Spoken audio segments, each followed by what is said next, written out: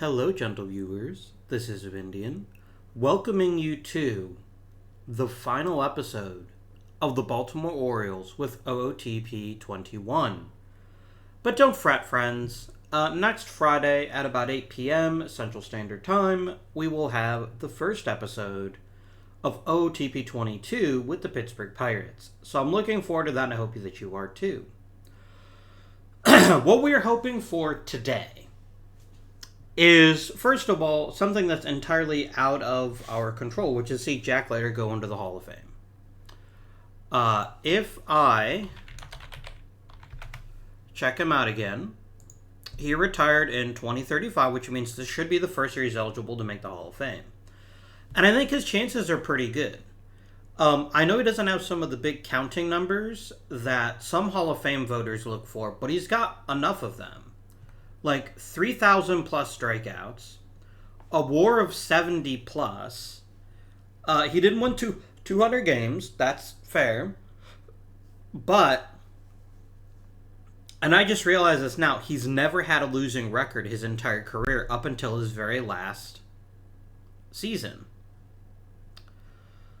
But that's probably not the most important thing that's going to help him over the top. As you can see here, yes, the black ink and gray ink tests are quite kind to him. Remember, black ink is if you lead the league in a stat. Gray ink is, I think, top 10. And as you can see, he led the league in whip a bunch of times, and strikeouts a bunch of times.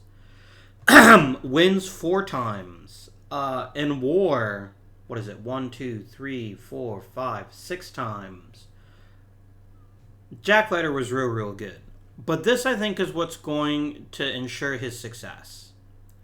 He's a 6-time Cy Young winner.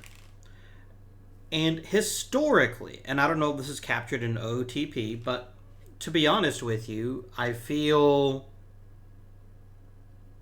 Oh, that's glorious. I didn't even notice that. We'll get back to that in a second. I can't take credit for that anyway.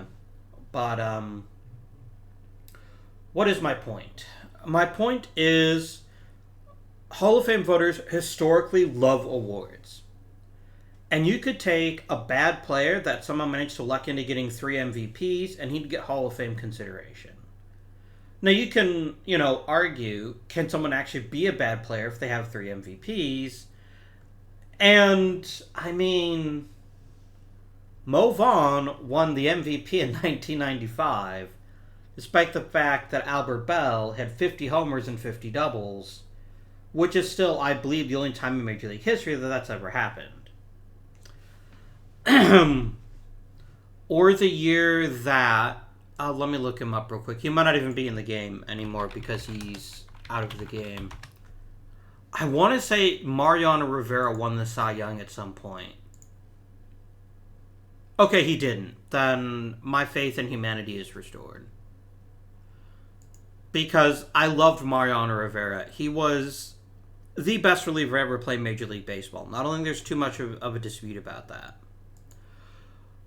but relievers winning Cy Young awards really bothers me. I know who I'm thinking of. I think I know who I'm thinking of. I think Eric Gagne won the Cy Young as... Yeah. Like, bro. I know he was damn good in 2003. He really was. And he was worth almost 4 wins as a reliever, which is, again, pretty damn incredible. I just find it difficult to argue that he should have won a Cy Young for that. But whatever. I'm not that bitter or angry about it or anything. I don't have any skin in that game. But I just find it silly that people win awards they don't deserve. This all comes back to Jack Leiter, though, because that's going to work in his favor. This is a man with... he is a 9-time All-Star, a 6-time Cy Young winner, and a 4-time champion. These numbers matter. They probably matter more than they should. Like, purely by jaws, Jack Leiter's a little bit on the low side in terms of he deserves to make it. And it's not his fault. He didn't have the gentle decline phase that many players are given the opportunity to have. Instead, he crashed and burned. He went from being one of the best pitchers in the majors to a league average pitcher, but he never got that gentle decline. It was just, bam, hit a brick wall. And if anything hurts his Hall chances, it's going to be that. Because, if I remember, Jaws takes the average. Yeah, it takes the average of the career WAR, which in his case is 7. Sorry, that's total. That's frustrating. It doesn't list his average stat, and I'm too lazy to calculate it. Plus his top 7 seasons in individual WAR, which is going to be 1, 2, 3, 4, 5, 6, and then 7. But because he only had 10 years, these last 2 seasons really kill his average. So that's one of the reasons why his Jaws looks not great. And it's not his fault again. He hit the wall super duper hard, and he never recovered.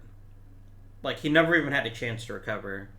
I was hoping he would have, 5 more seasons, 2034, which would push him over the 200 win mark, and probably a couple of other important things, but I don't know, friends. I really hope he makes it, though, and I think there's a great chance that he does. Other Hall of Famers on this team, Danny Moreno was awfully damn close now. Which seems absurd, I know. And I guess at a certain level it kind of is. And technically he's not even eligible yet, right? Because you need to play for 10 years in the majors before you're even eligible for the Hall of Fame. But what he did last season is borderline criminal. And yes, he may not have won, the fancy Triple Crown because Bob Solis won the RBI title. But RBIs are a junk stat. Who gives a shit? I care that he won this Triple Crown, which is the slash stat Triple Crown. He almost hit 400. What a guy. What a guy. Other past Orioles, if we take a look at the team history index, we look at leaderboards. I think you can break this down by team. Maybe you can't. I don't believe you can. That's annoying. I was hoping to get, the team leaders for Baltimore. There's other ways you can do it, right? You can look at the batters register. Here you go, leaders. This is what I was looking for. All-time Baltimore Orioles. So this is not by any means a short list. Danny Moreno has the second highest career average in his career. And George Sisler played baseball a real long time ago. That tells you how good he is. Second in on-base percentage, only to Daniel Cabrera, which is nice to see. Single-season slugging percentage, his career slugging percentage right behind Moreno. OPS in his career is over 1,000. WAR in his career, he's almost surpassed Cal fucking Ripken in less than half of his plate appearances. If that does not tell you how great Danny Moreno has been, I don't think anything will. And Cal Ripken is unarguably one of the greatest people to ever play Major League Baseball. And yet Danny Moreno is, by some measures, arguably better. And let's not bury the lead with Adley Rushman either. Because you could look at Danny Moreno and say, well, he can't be as good as Cal Ripken because he played left field, which is in a very difficult position. And I would say that's garbage, but whatever. Adley Rushman played catcher, which is harder than shortstop or third base. It is the hardest defensive position in Major League Baseball. Well, I guess any form of baseball, but especially Major League Baseball. And he was almost as good as Cal Ripken in 5,000-ish, less than 5,000. 4,000 plus plate appearances less. That's damn good. Like, I'm not convinced Rushman's gonna get into the Hall, especially because we're not gonna see if he gets elected or not. Because he never won awards. And that really matters to Hall of Fame voters. Should it? Again, no, it shouldn't. But this is a guy with almost 2,000 hits, over 400 homers, that played catcher really damn well for 15 years. I personally think he's a Hall of Famer. I'm just not at all convinced that he'll make it. Like, yes, he was a 14-time All-Star, an 11-time Silver Slugger, and even won a Gold Glove and Rookie of the Year. All of this is undeniable, and I just don't think it's enough. Because his black ink is 0. He never led the league in a single stat. His gray ink is kind of weak. He does a little better when you get farther, and he's better than the Hall of Fame average catcher. What I'm saying is, while I think Rushman is probably going to make the Hall, I don't think he's going to make it on the first ballot. Jack Leiter might. I don't think he will.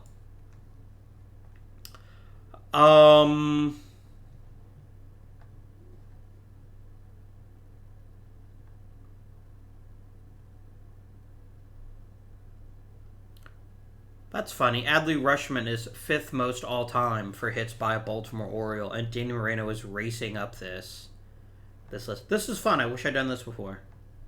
Oh well. And this is because, as great as Cal Ripken was as a baseball player, he was phenomenal. He had a unique, at the time, combination of power and ability. I mean, no one's going to look at this guy and say he is not a Hall of Famer. But he was kind of the ultimate compiler, and that he played a very long time and played a lot of games in a very long time, and that's why he made the Hall of Fame. And there's nothing wrong with that whatsoever. I'm not trying to tell you that Cal Ripken is not a Hall of Famer. What I'm trying to tell you is that you can be a Hall of Famer, and then you can be a Hall of Famer with several exclamation points. And I don't think Cal Ripken reaches that level. Because while he did have incredible power for a shortstop, his batting average isn't great, and he didn't do the best job of getting on base consistently, especially toward the end of his career here. Like, his walk totals just collapse. At his peak, he was one of the best. Like, look at 1984. 7 wins above replacement, hitting .304. This is a phenomenal season, and I'm a little surprised. Oh, did he win the MVP that year? I hope he did. He won it in 83 and 91. I would have given it to him for 84 as well, but that's extremely good, right? But I mean, Danny Moreno is better than Cal Ripken was in a career that was twice as long. And if that doesn't tell you how ridiculously fucking good that Danny Moreno is, I don't think anything else will. I'm not trying to... I come here to praise Caesar, not to bury him. Oh no, I come to bury Caesar, not to praise him. Whatever. I never said I was a Shakespeare scholar. But yeah, he is real good. But let's look at pitchers, right? Let's see where Jack Leiter fits in the grand scheme of things. Second most wins as a Baltimore Oriole, just narrowly defeating Dave McNally. In fewer innings. Winning percentage, number 1 with a bullet. Hilariously, like, pitchers who've been there for like 3 seasons are also pretty high, but I don't really count them. WAR, it's Jack Leiter is better than Jim Palmer. And again, Jim Palmer is a definite Hall of Famer, but Jack Leiter did more in less time. And I think that really ought to count. He never quite reached Jim Palmer's very best season of 75, but he was the equal of Mike Cuellar. Is it Cuellar or Cuellar? He's Cuban, so it's probably Cuellar. Generally speaking, in Spanish, a double L is a yeah, but maybe it's not. I never met the man. But look at Jack Leiter is all over this freaking leaderboard. Maybe he's not number one, but he's everywhere else.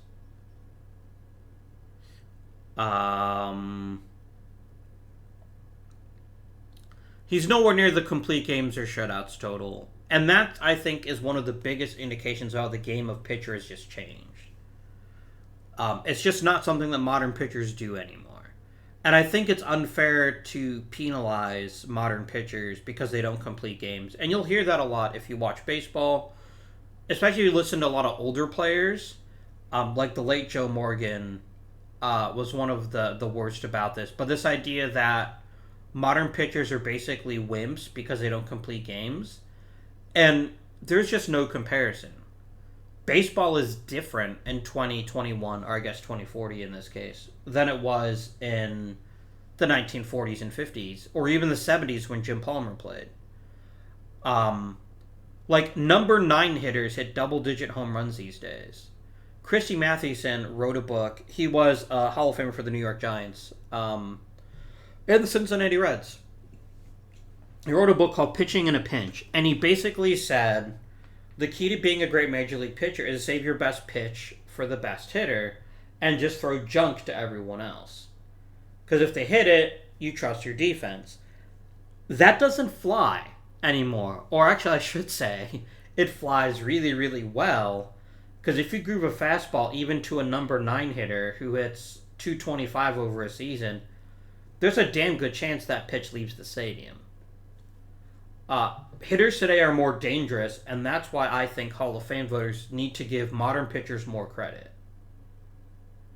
Like, I obviously know the 1927 Yankees were a thing. It's not like they haven't had to deal with contacts like that in the past, where someone that had to face the 1927 Yankees maybe should get a bit of a bump. But we're talking about, like, the worst major leaguers are better power hitters than the worst major leaguers from the 30s, the 40s, the 50s, the 60s, even in the 70s and 80s. I don't think Palmer pitched into the 90s, did he? No, he retired in 1984. So, again, not saying that's a slam on Jim Palmer. Definite Hall of Famer, no question about it in my mind. But it's a different game. It is probably fair to argue, and if you have your own opinion, by all means, share it in the comments. It was probably easier to be a pitcher in the 1970s than it is to be one in 2021. It was just easier. Let's not even get into the dead ball era, where 99% of the 300 game winners come from is the dead ball era. And that's why that makes a pitcher like Roger Clemens to me. And yes, he's not a very nice human being. There's the PEDs, there's the affairs, he's not a very nice person. Purely as a baseball player, as a pitcher, I would argue he's probably one of the very best of all time. Not just because I hear he's one of the best in the modern era. And that's undeniable. I think since World War II, no pitcher is better than Roger Clemens, and it doesn't come particularly close. You can throw in other names there if you want to, and I'd listen to you, but I don't think I'd be convinced that, say, Greg Maddux or Tom Seaver or Jim Palmer is equal of Roger Clemens, or Steve Carlton or Bob Gibson or any other name you want to put out there. Because Roger Clemens did it during one of the hardest offensive eras that baseball's ever seen, and he still piled up all those numbers that the voters like to see. But the problem isn't the Roger Clemenses of the world.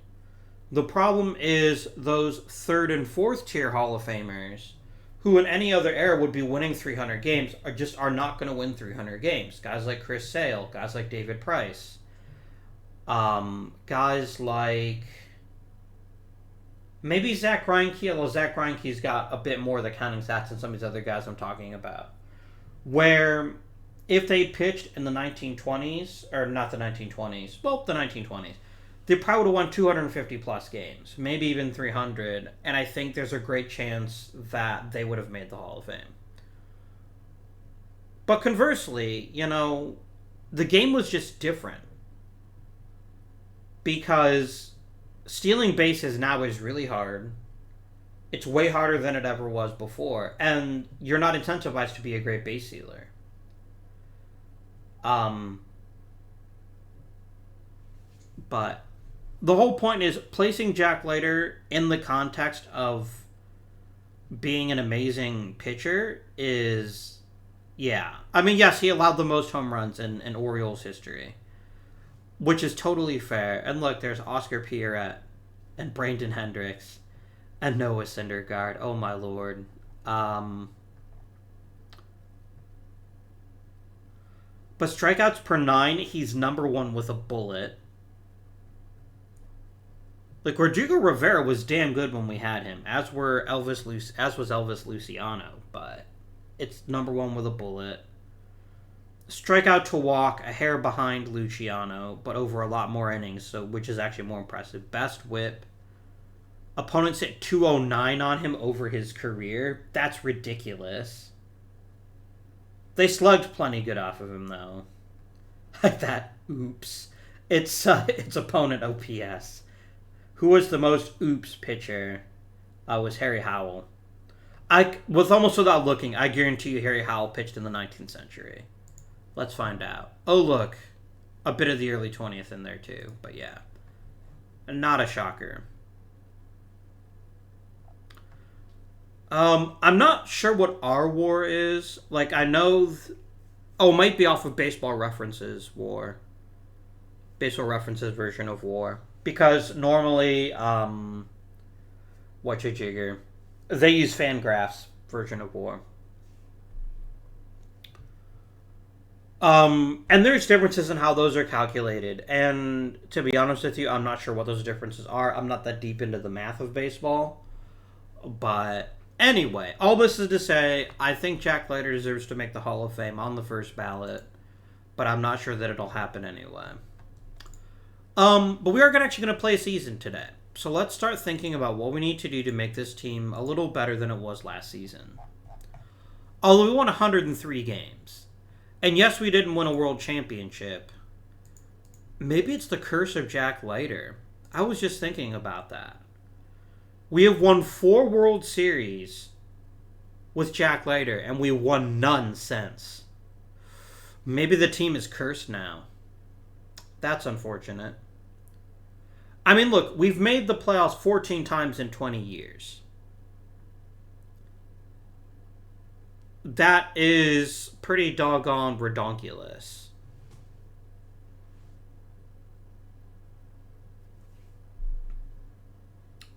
And we honestly should have won 5 World Series. Like, I think we could have won in 2026. We just didn't. Oh, well.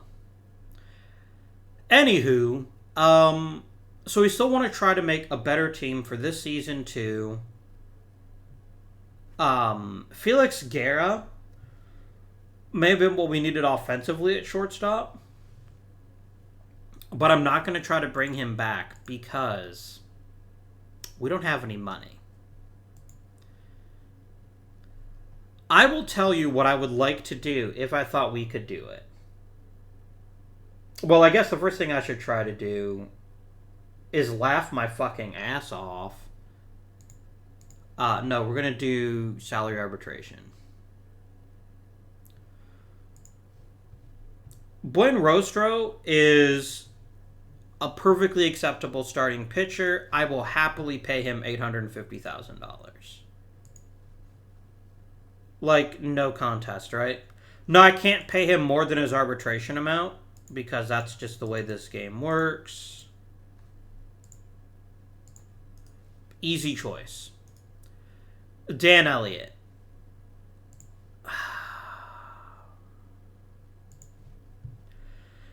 It's really hard for me, and this is why some of the more advanced sabermetric stats can really come in and help you out, to determine, is Dan Elliott a bad pitcher, or is Dan Elliott a bad pitcher because he pitches in Baltimore? And that's one of the problems of being in an extreme environment like this one. And I honestly don't know the answer to that question. If we break down some of the other stats here, WPA is win probability added. It's do you make your team more likely to win the game? It's not very helpful for starting pitchers, though. I would kind of tend to ignore it for a starter because unless the starter is utterly dominating, it's usually going to be about 0 or negative. His strikeout to walk numbers are pretty decent. Like, all of these peripherals suggest to me he's slightly better than he looks. Oh, this is the pitcher leverage index. This is how often he's brought into difficult situations. And it's utterly meaningless for starters because they're brought in at the beginning of the game, right? When, if anything, the leverage is the least important. But Dan Elliott's only going to cost me $850,000. And it's really important to us that we make the most out of our cash here. Tim Locke. Locke is probably the best starter we've developed since game. Thank you. Since Jack Leiter, but even he is not infallible. Last season was rough for him. Real rough. And mostly just because he got hit more. So we're going to have to consider... Mr. Locke, I will give you your arbitration amount and not a penny more. Because I can't afford to give you more.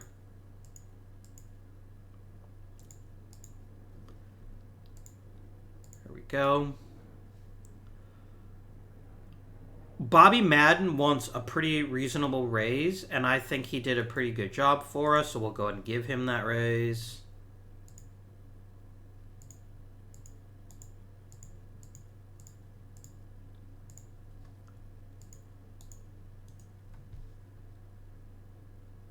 Jimmy Colna, I mean, he hasn't even cracked the Major League roster last season for very long.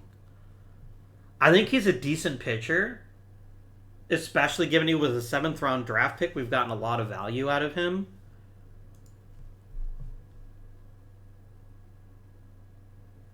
Yeah, I don't know what to do about you. Maybe trade you. Let's see what I can get in Prospect Town for Jimmy Colna.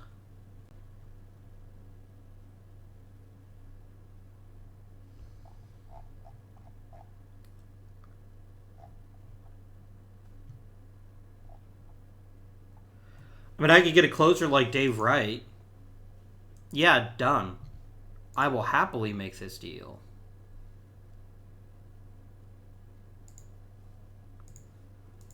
Because I don't have to worry about paying him arbitration. We have Pinera and we have Castaneda. Do I genuinely need 2 different pitchers of that caliber? Do I want to invest that heavily in the bullpen? You know, it's less than $3 million, so I think I'm okay with that. I'm not at all sad about spending that much money. Let's do it. Castaneda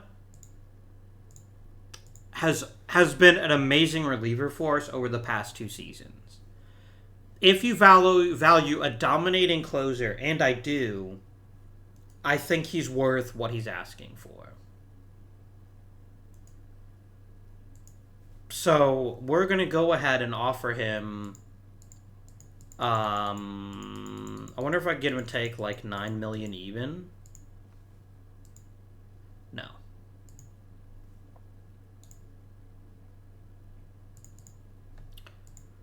There we go. Now, what is crippling us salary-wise are the next 2 names on this list. Angel Castillo and Jake Metzler.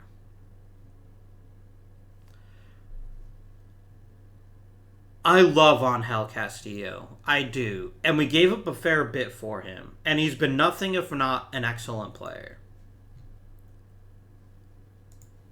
Who did we give up for him?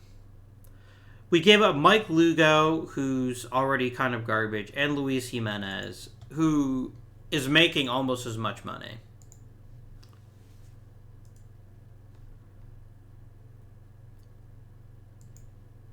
But this is exactly the kind of player that we want to keep on the team. So if you thought I was going to say I'm going to trade him, I'm not. I know we've got some interesting third base prospects in the minors, but his skill set is so damn good that I'm willing to pay him arbitration. I probably won't sign him to a long-term contract, in all honesty.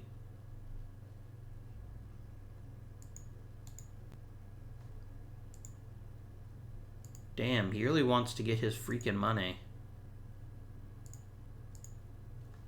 There we go. That is an easy decision. This isn't even an easy decision for the opposite reason. Jake Metzler is an average second baseman. He generally doesn't hit that well. And yes, he has 2 gold gloves.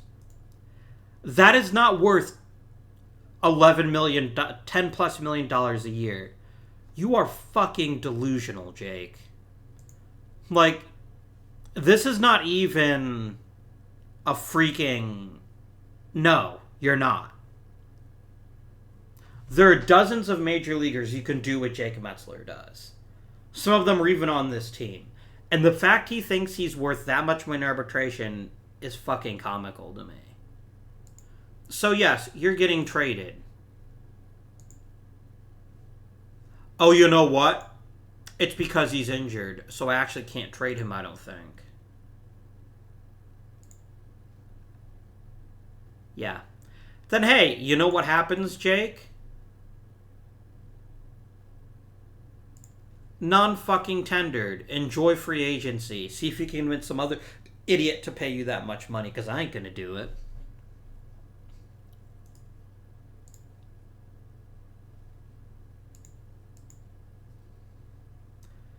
Like, not even for 1/10 of 1 second would I consider paying a defense-only second baseman $10 million a year. That's ludicrous. Manny Castillo definitely deserves a raise, and he's asking for a pretty modest one. Bro, you earned it. Welcome back to the Baltimore Orioles. And then once free agency happens, we should start seeing some of our money free up a bit. I'm obviously not going to give either of these men a qualifying offer.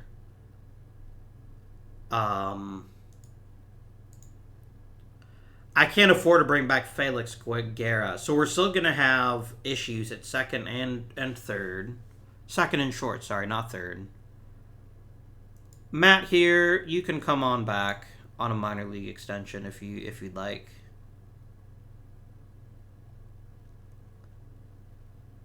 Ivan Nieves, hell, you might be a starting second baseman. Do I just put you on the 40 man? I think I do. I'm just going to put him on the 40 man. I'm not going to risk him denying my minor league extension request. So there you go. That's that problem solved. Jordan, you can stay with the Orioles. We are going to need to replace second base and shortstop again, which has been an issue for us for the past couple of seasons, right? We're going to need a new second base and we're going to need a new shortstop, and there's nothing I can do about either one of those things. I'm not enthused about right field. I mean, yes, Billy Corbett, 40 homers. But the fucker struck out 200 plus times. And, yeah. It only cost me the minimum, so I'm more than happy to give him another shot to proving that he can handle it, but... Bruh.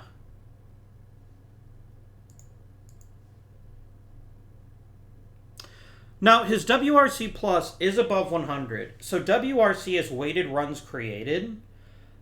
This is how many, and it's a plus minus, so it's key to an index. Basically, he created 7% more runs than than whatever their baseline is. Because he was a very good power hitter. That's what ISO means. WOBA is weighted on base average. It takes only the offensive components of a player's skill, and it boils it down to the same scale as on base percentage. Not batting average. It gets people confused like that. 328 isn't stellar. It's decent, but it's not stellar. Now, I don't know enough of the math. I probably should have looked it up, but I didn't. Shame on me. I don't know enough of the math to tell you what the difference is between these two, except I believe winning runs created is adjusted by park.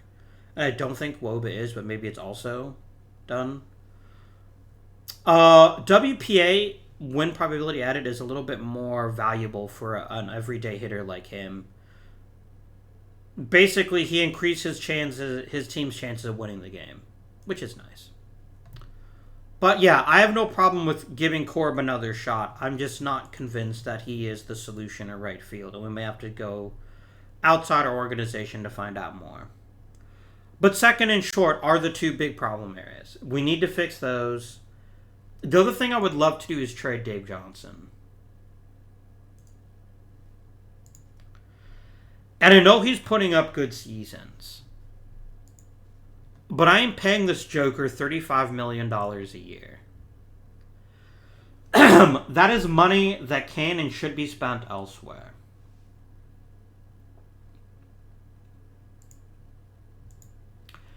Especially because Jake Gould is arguably as good as Dave Johnson is with the bat. Maybe not the on-base machine, but he's definitely a better defender. Like, every inning that Dave Johnson is behind the plate, we're making the team worse. And yes, he could be a DH, but $30 million... I mean, I wouldn't pay... how much was it? Like $12 million a year for Jordan Diaz to be a DH? You can be damn sure I'm not spending $35 million. What could I get to get Dave Johnson off my payroll?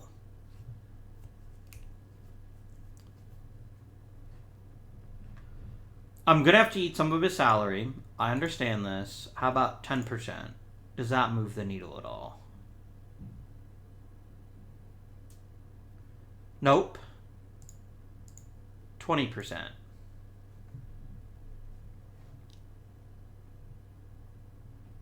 Nope. And you know what? That's perfectly reasonable. Nobody's going to want to pay Dave Johnson this much. So since I have him, I might as well use him as a DH. I know I could just cut him, but yeah. I definitely think, however, that his days behind the plate are done. He's going to be the backup catcher starting DH. That's his new role. I'm going to go and put Johnson on the trading block. I don't think it's going to matter. Oh, no, I need to put him on the block, don't I? Otherwise, he's just available. Okay. Anything else I would like to do right now?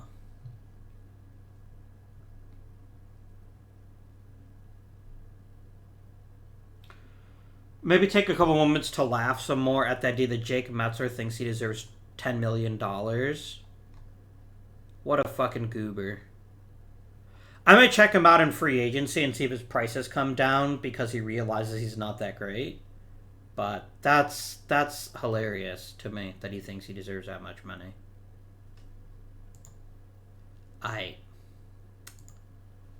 Free agency filings. Oh, thank you for forcing me to use a roster spot on him. That really means a lot to me. I'm just going to cut Cullen and Lee. I don't owe them any money. And they're already free agents, so yeah, I just want them off my roster. It just means they become free agents a little bit earlier.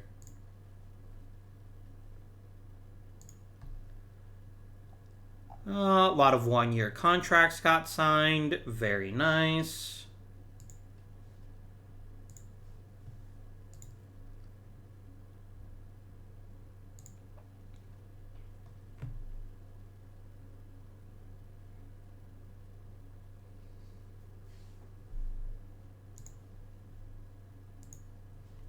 Oh, nice. He won Reliever of the Year. We didn't get any Gold Gloves this year. Or any Silver Sluggers? Oh, Silver Slugger hasn't happened yet. Danny Moreno better win fucking Silver Slugger at left field. Like, I can't imagine a better season than that.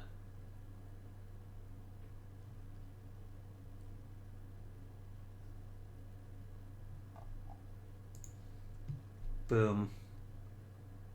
Dave Johnson won it for catcher. Bob Solis for first. Angel Castillo for third. Good times all around. The best times.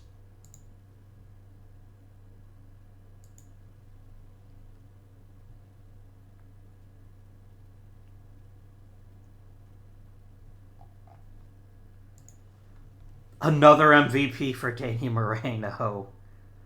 Oh my word. I mean, no one is shocked, I think. That's what, his fourth? Yeah, 4 MVPs. Each and every one of them earned. Alright, free agents have now filed. That should now properly update how much money I have to work with. I've got a fair bit of money for extensions now. A very fair bit.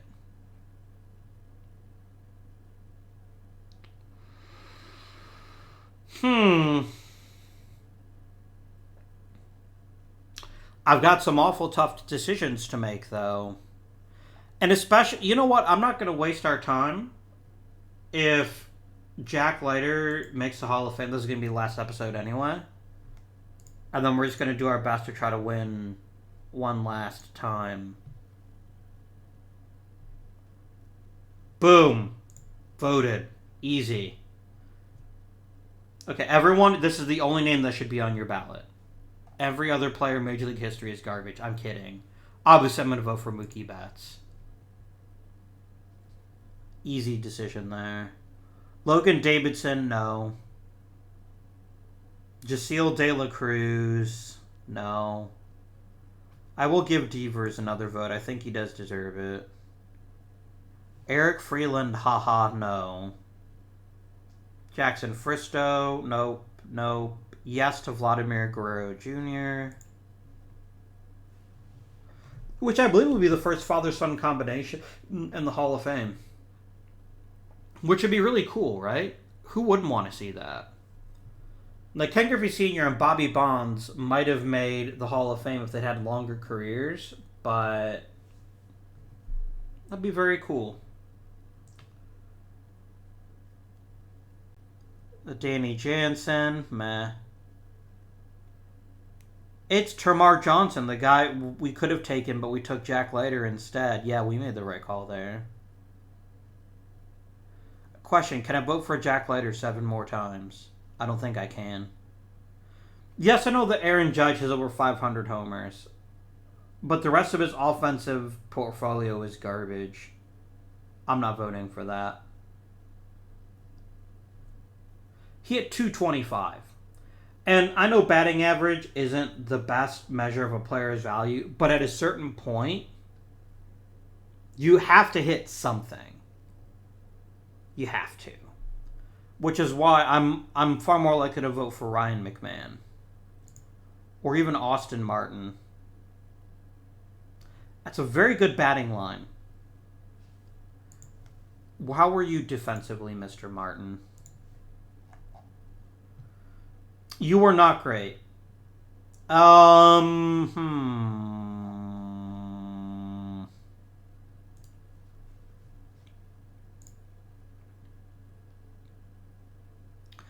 still think you deserve a vote. Maybe you're kind of like the Mike Piazza of third baseman. No. Jeremy Pena, no. I will vote for Real Muto. I think he deserves it as a catcher.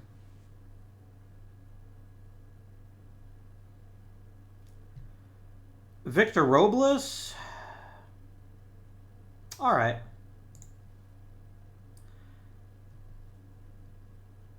Gary Sanchez? Yeah. You're Aaron Judge, but a catcher, and not a very good one at that.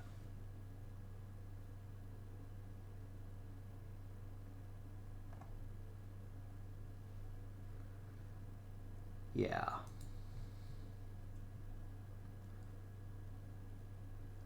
Juan Soto, definitely. I was reading a really interesting article in The Athletic the other day by Jason Stark that said that Juan Soto might be the new Ted Williams. And I was like, no. Wait, maybe? And the more I dug into his numbers, like, especially early in his career, it's better than you'd think. And I know it sounds like sacrilege, right? But he's real fucking good. And obviously Fernando Tatis Jr. Definitely Hall of Famer. And then my ballot's full, so I guess we'll go with this. But yeah, like if we look at his earliest seasons and then compare him to Ted Williams, it's a much better comparison than you'd think. So I am being...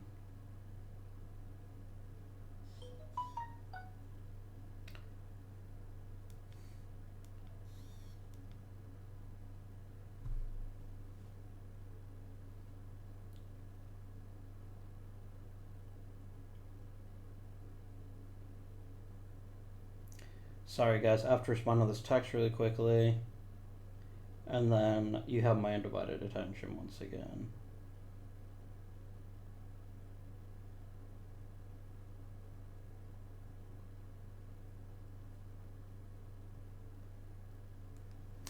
Alright. So I will submit this ballot.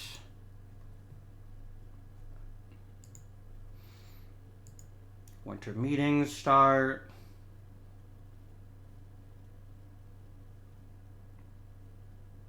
Damn, the Rangers got Colin pretty cheaply. I guess I could have tried to sign him, but I'm just not an idiot.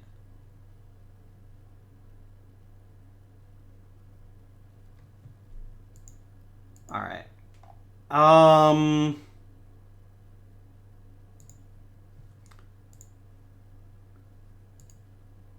Just another member of the Orioles who moves on to bigger and better things. I'm not even mad about it.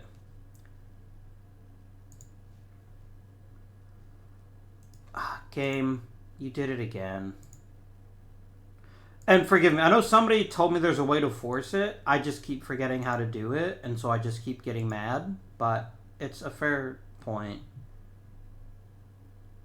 This is probably just going to be an open competition for second and shortstop in spring training.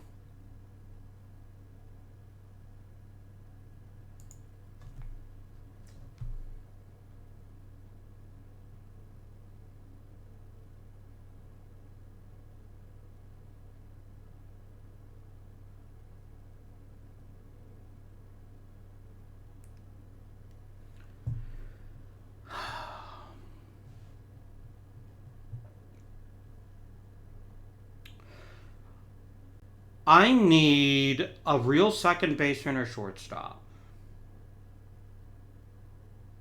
Can I trade Jody Starr and get one? I didn't mean to do that. I meant to click shop player around. I just want to look at, let's say, all infielders right now.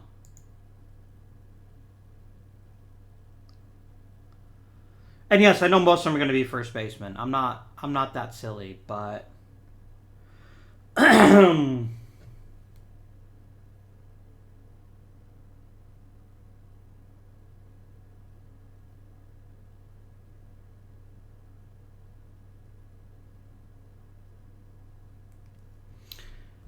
are there any good players here?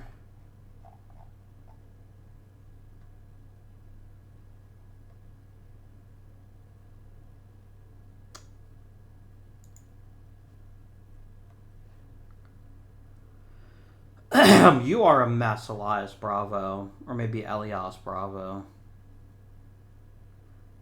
You're a mess.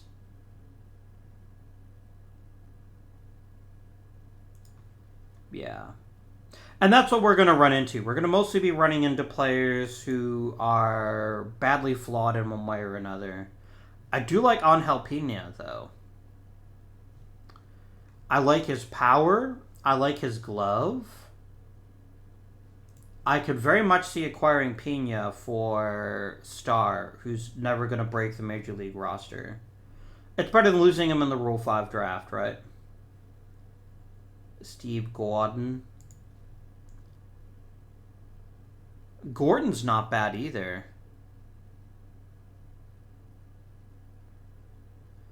You seem like a man who just needs an opportunity, and that you would make a lot of people very happy. And I like Pena, but anytime I can get a good contact hitter that has good gap power and doesn't strike out much, this is probably like my favorite skill set. And oh, by the way, he's also a pretty good shortstop. I think Gordon is the choice right now. Let's keep looking. I like Rob Woodkey. I am not taking on this contract. Not for a guy who's been below replacement level 2 years in a row. You've got to be having a laugh at my expense, mate. Hector Brennis is just basically McKay, but a lot more expensive. I don't need a first baseman. Yeah. Remember, I need somebody who's going to help us right now. And so I think that player is Gordon. I don't know why I'm saying Gordon with a Boston accent. I guess I just am right now.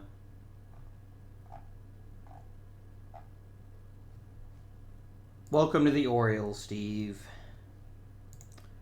I mean, if I can get more, I'll take more. But you're probably going to tell me to go to hell if I ask for more. You know what? Sure. How about Joe Ramirez? And now you're laughing in my face.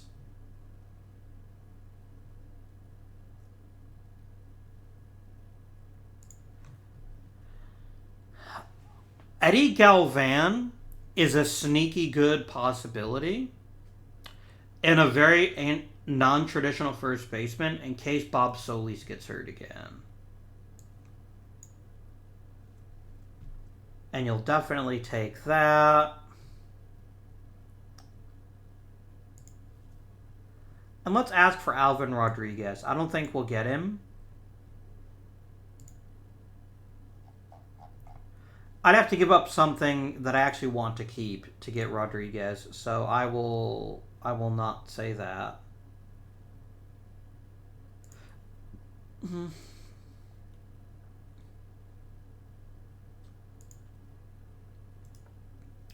Jose Lara. No. I'm going to make this trade. I don't want to dig too deep into their farm system. I got what I wanted. I mean, Gordon's the best shortstop on my team right now. Like, overall, he's the player that will play shortstop for this team. And then we'll just have a competition for second.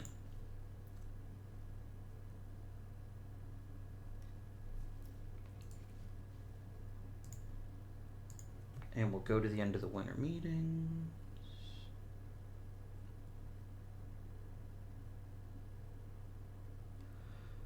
I really want to give Israel Campos maybe another shot in the rotation, but he's not even going to be healthy.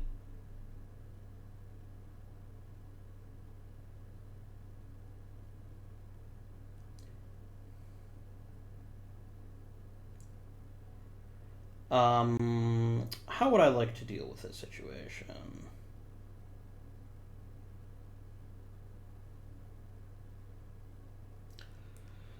How do I deal with Campos? Now, the other thing that people were saying in the comments is Chris Schneider, moving on from him. And I think it's the right call. I really do. If I trust my scout, and I very much do, his movement is not great. He's losing velocity. Okay, this is the red flag I needed to see. You're done, Schneider. I'm trading you for the first thing I can get that's an amazing prospect.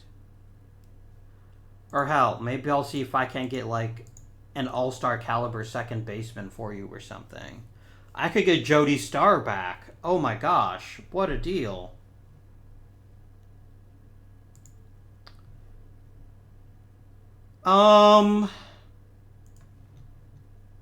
Maybe. Let's look for the blues first. Do I have any blues here?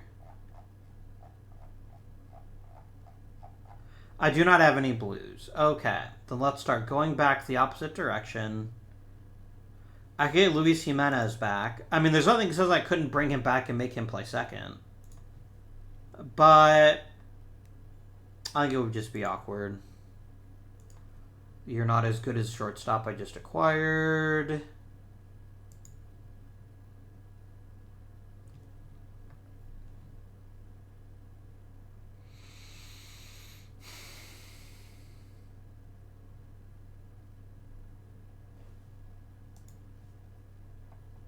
Nope. You almost fucking got me, Texas. You almost got me. No. I am not paying a 10% better version of Metzler even more fucking money. No. Try again, bro.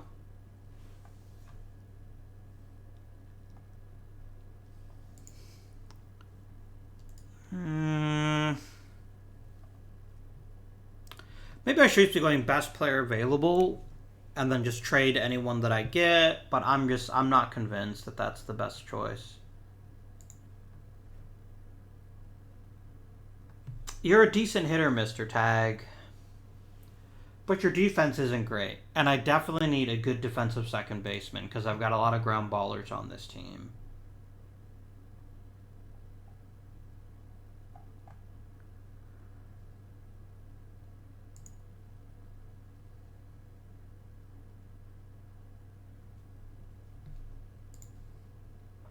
Nope. I get what you're trying, and I'm not even mad that you're trying it.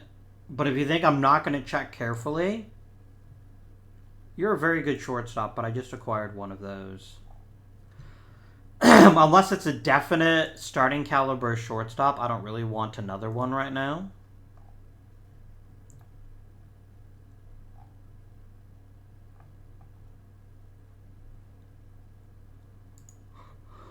Nope.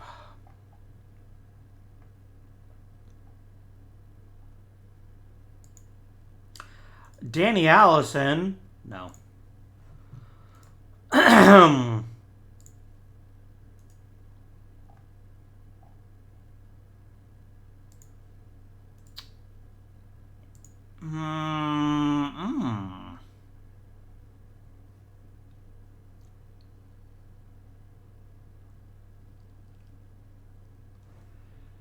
You're not far removed from a pretty damn good season.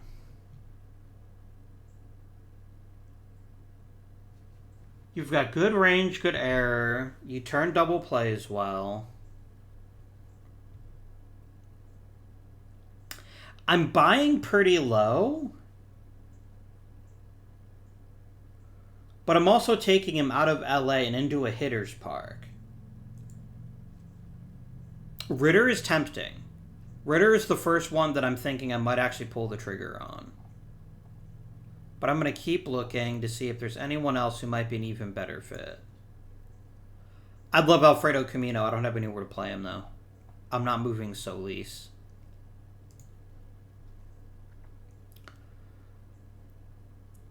Gunnell's not so much. Like, I know he's a good contact hitter. He's a good all-around player.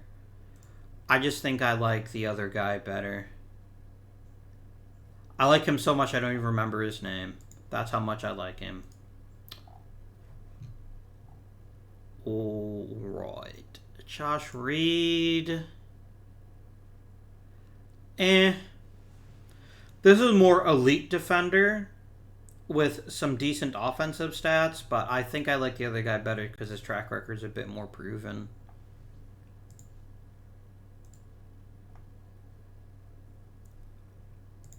Jamie Blake only plays third. No, if I change you to second base, it's just going to give me everybody again, maybe. Let's try it. You know what? Let's reduce the numbers I have to look for. Alright. Eric Mullen is a terrible second baseman.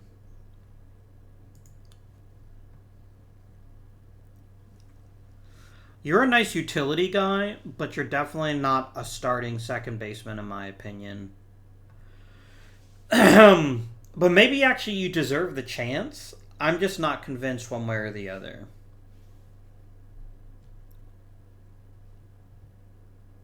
I'm not convinced 100% one way or the other that you're definitely a starter or that you're definitely not.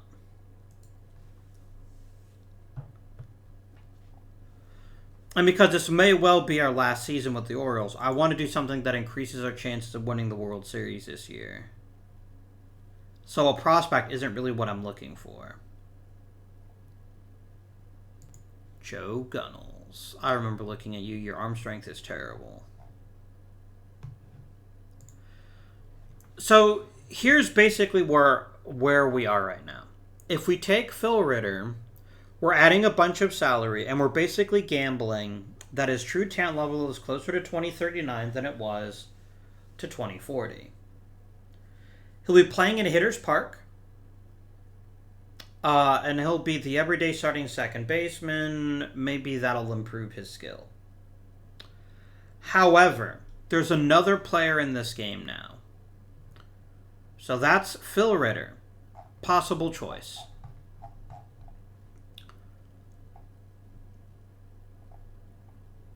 The more I look at... Where was he? Not Joe Gunnels.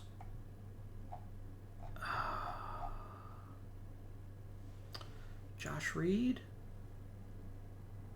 No, I mean maybe Josh Reed, but that's not who I was thinking of either.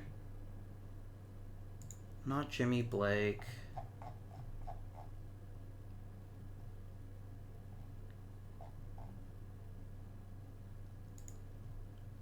I won't even pretend to know how to say your name. You're a damn fine player, but not what I'm looking for.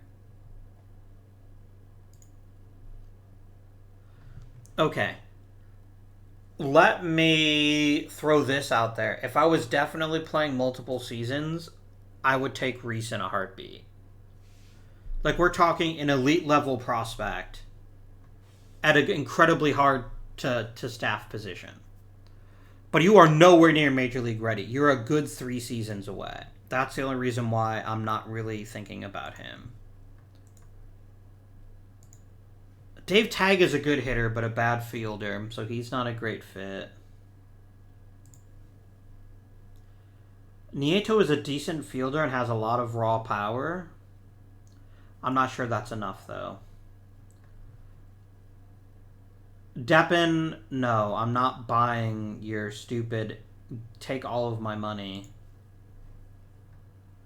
Now, Jose Urbaez is an actual great defender who looks like he's had a much better overall track record of hitting.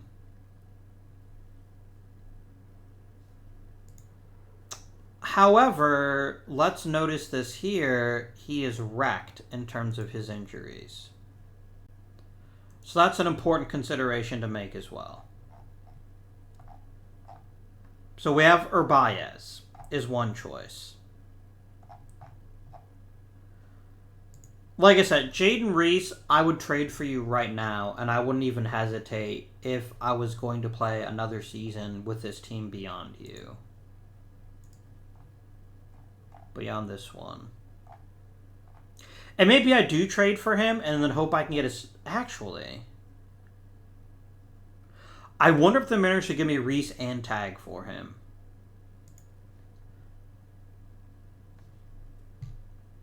Chris Schneider, you're now available. Can I get both of these players? I could get Jordan Lara back. I'm sure they'd probably take that, but I don't want him.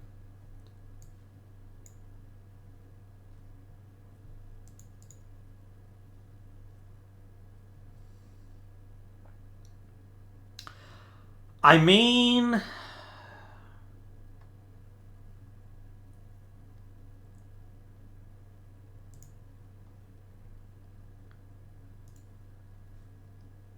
No, I don't want to get rid of Marrero. Hector Gonzalez is the number 46 prospect. What if I offered you? No, wait, before you say no. It's going to be amazing. Dave Johnson. And let's say I take, just for you, half of his salary. That actually gets less prospects. I tried. Oh, I see. They're not actually charging me for the option. If I can get rid of Johnson in this deal too, if I can just dump his salary so I could spend it on something else, maybe just pick up like a really cheap DH or something, that sounds amazing. Okay, Dorado is, I think, the best risk, and that I think he's the least likely to turn out. Let's talk about what we're trading for this. We're not giving up nothing for this. Actually, can I save you even more money? No.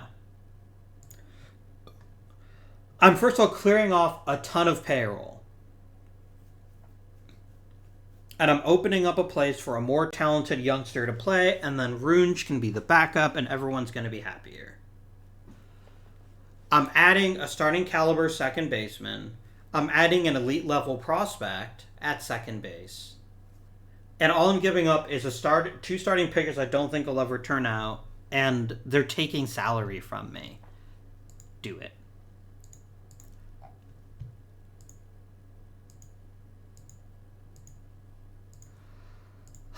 I feel pretty damn good about that trade, in all honesty. I feel pretty damn good about it. I've now improved my starting infield pretty significantly with players that can actually hit and play defense. And admittedly, Tag's not a brilliant defender, but we can always pair him with some other guys.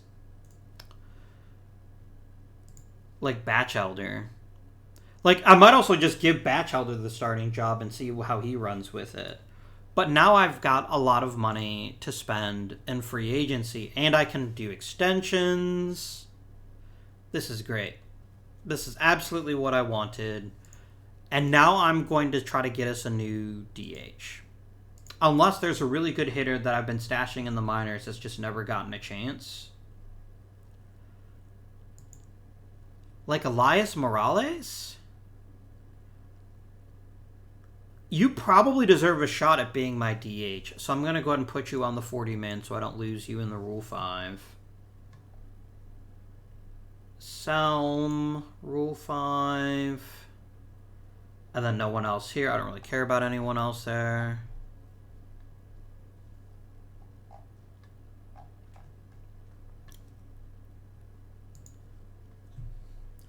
Arciga's already a pretty good hitter, and he's not a very good defender.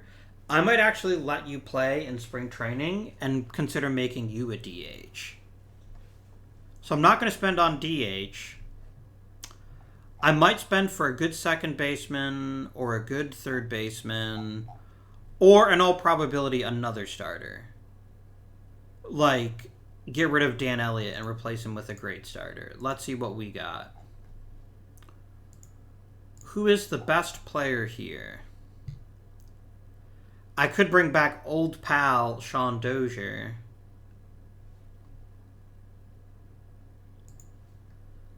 Not worth it. Like, I think you're a decent overall player, but I'm not going to cough up a draft pick for you.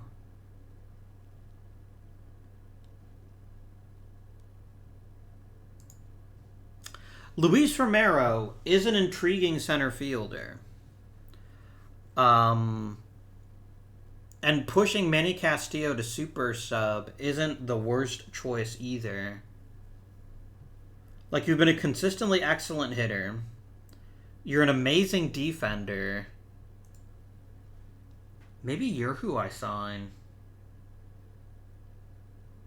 I could bring in Danny Alvarado just to compete.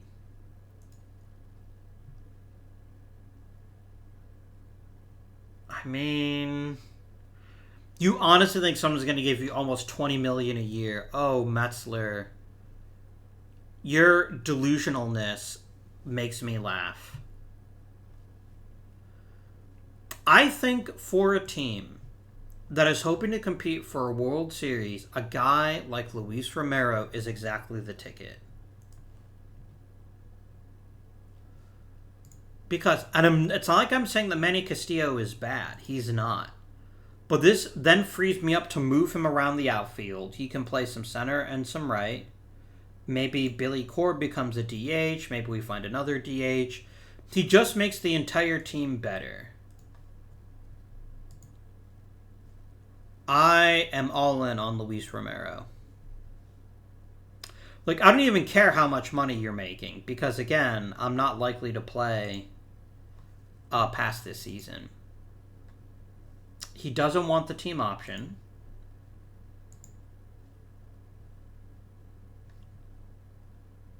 You know what? I'll just sign it.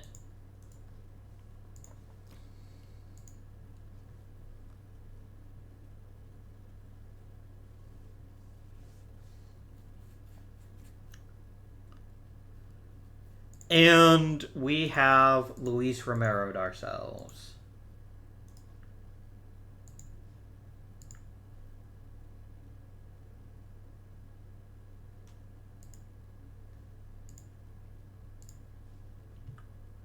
Perfect. Rule 5. Any good dumpster diving I can do here?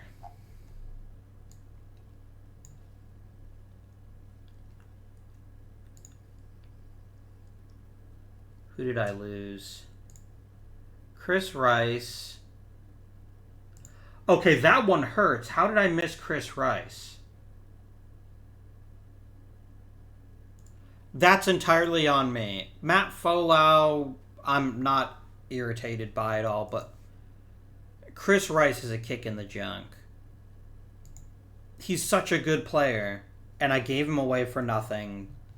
That makes me feel incredibly silly. Where did you even come from? Oh, you were part of a trade. Oh man, I feel dumb. Oh well.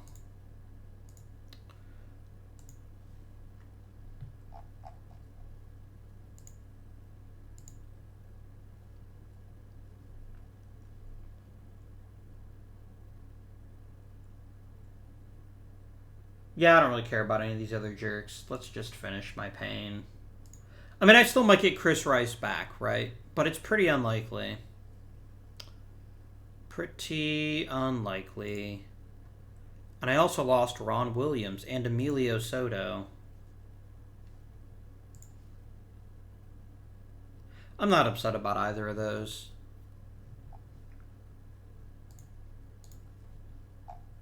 I'm not gonna cry about that. Not when we pulled in the player that we did.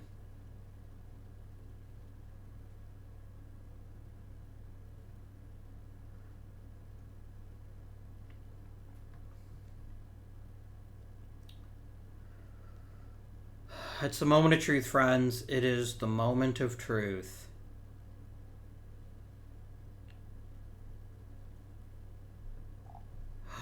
Yes! Oh, look at that. 96% of the vote. Oh. That is absolutely, positively glorious. And I almost took Termar Johnson. He didn't even make it. What a loser.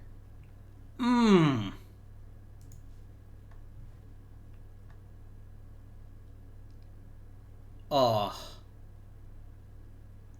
By the way, interesting fact I didn't realize until quite recently, Jack Leiter is actually black. He is Al Leiter's son, but he's actually black. So this is actually hilariously wrong. But, oh, we did it, friends. We absolutely did it. I don't know why I even doubted that he'd get in. That is spicy.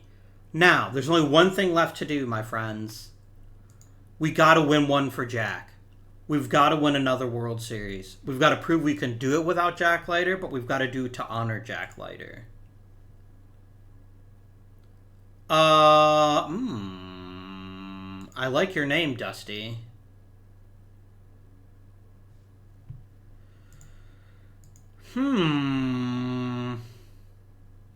Nope, you like the gopher ball.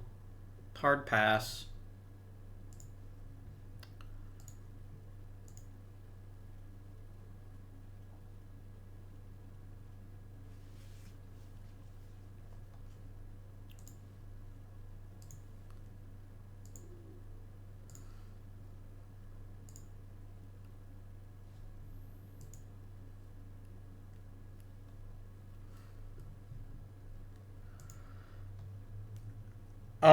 Justin, no, because I'm not going to play another season. So I'm not going to bother signing people to extensions. It's a waste of my time, and it's a waste of your time.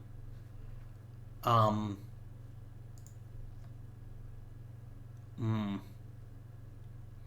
I am here for that. That was great. We did it. Jack Leiter, Hall of Famer.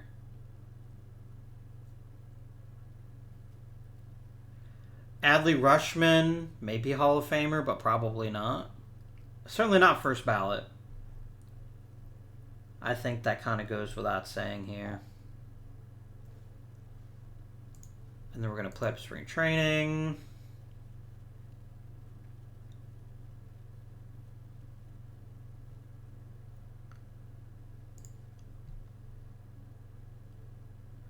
No, I am not trading one of my best prospects for a mediocre reliever. A personal message. All right. Anyone else who want to invite to spring training? I mean, Dave Wright. He looks like he's earned it. You can go to spring. You can go to spring. Arcega, honestly, you can go to spring training. Game. Please. Just one time, stop rejecting my scout. I pay my scout a lot of money. I want him to scout. Give me the opportunity to trust my scout.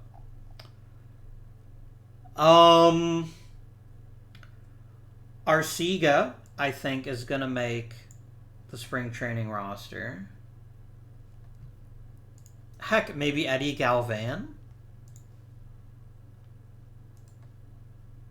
I've heard worse ideas, but I know you can enjoy some spring training.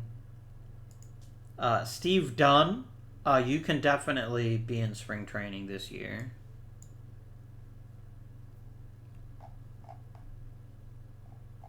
I like it. I think that's the people that need to be in spring training this year.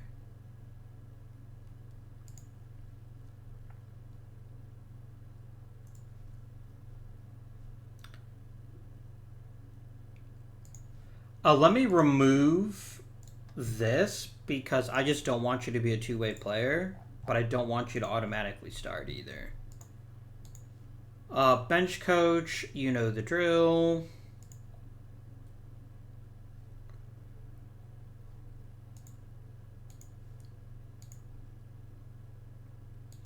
You know the drill.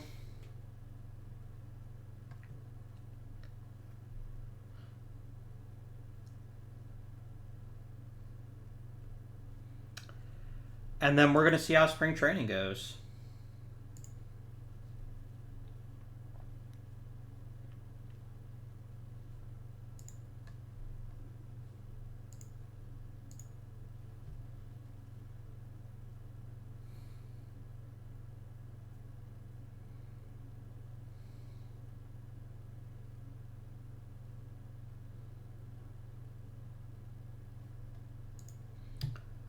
Player development, some nice improvements here.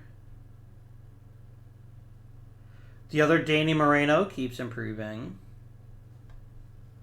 I don't want to call him Danny Moreno the Lesser, but I mean, multiple time MVP versus a random prospect in the minors. I think we know who's going to win that fight. No, one thing I'm not going to do in the Pirates playthrough is I'm going to try to avoid drafting the same people that I drafted as the Orioles. I want to experiment with other players. So, Jack Leiter's available to us. I'm not going to draft him. Just because I think that's more interesting.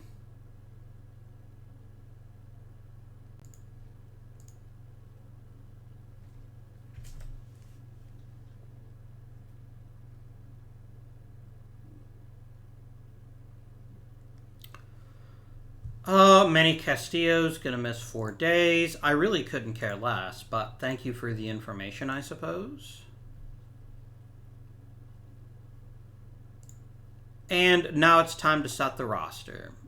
So, hi roster. I have 18 pitchers. I need to get rid of 5 of you. 13 is the most I'll carry, and I'm not even convinced I want to carry 13, but we'll figure it out.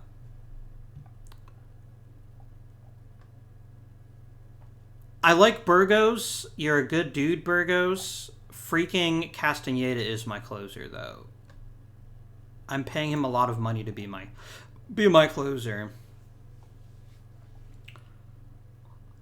Morales is a lefty, but so is Milliner, so Morales can go. Romero to the minors. Wright might actually stay in the majors. I'm trying to decide if there's someone else I'd want to not use.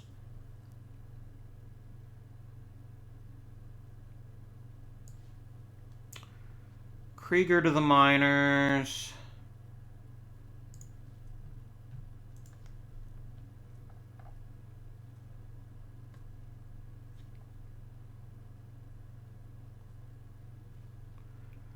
Lyles can still get a bit better, so he can go to the minors. What does that put me at? 14. Then 14 has to be right. Or I just get rid of Kessler. Can I get a prospect for Kessler? Any position will do. I just want him off my 40-man.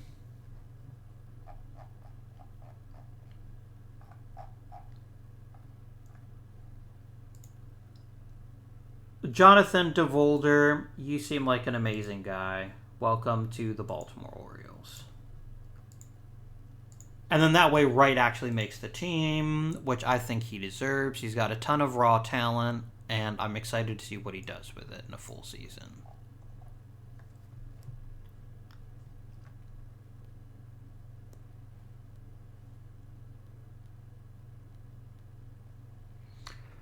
Alright, that's the pitching stuff settled. Now we need to worry about position players.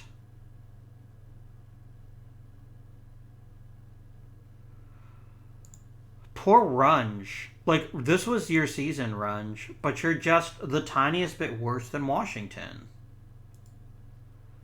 So you get sent down. Dunn, you get sent down.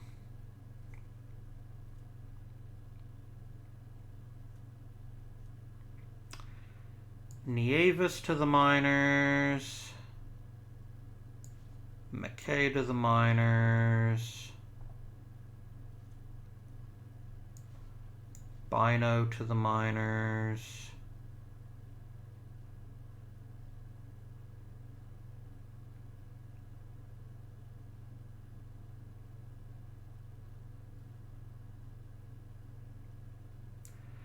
I think Kim's going to slip through if I do waive him. I'm not so sure about Gonzalez because Gonzalez actually looks like a decent hitter.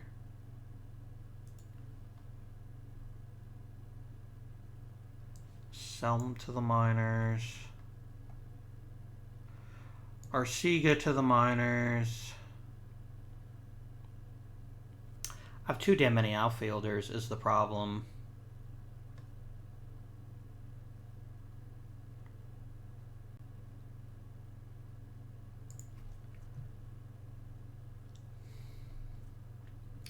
I really like Morales, though. And I like Korb. And Castillo. I've got some damn good players here.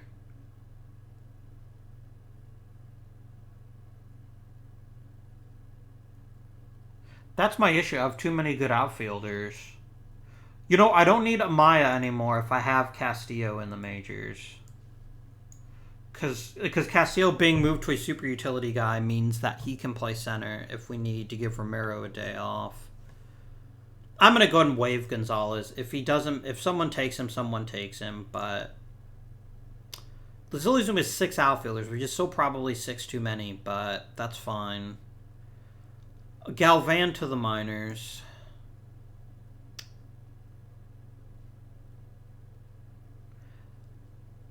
I don't know what to do about Tag. I kind of want to use him at second base, but Batchelder is just a good second baseman who might also be a good hitter. I think Batchelder deserves a chance to hold the second base position down. And if that's the case, then Tag is actually less useful to me in the majors. So I think I'll send you to AAA and see if you can work on your defense a bit. I still have to find one more player to send down to the minors. O'Connor just plays third and first. Velez plays all 3, but he's not a great hitter. But I think I will send down O'Connor because I do need a good defensive backup. And Velez can do that if nothing else. So here's my 26 starters. No huge surprises other than the outfield maybe being very, very deep. And whoever loses the starting outfield is probably going to become our DH. And this is Jake Gould's year to shine. This is his year to prove that he can be every bit the catcher that his... This is what I traded for him, right? He was to be Rushman replacement. And maybe he will be. And maybe he won't. Who can say? Opening day, please.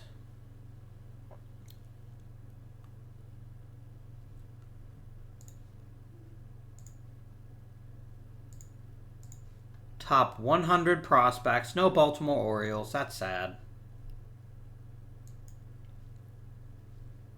Top minor league systems, please.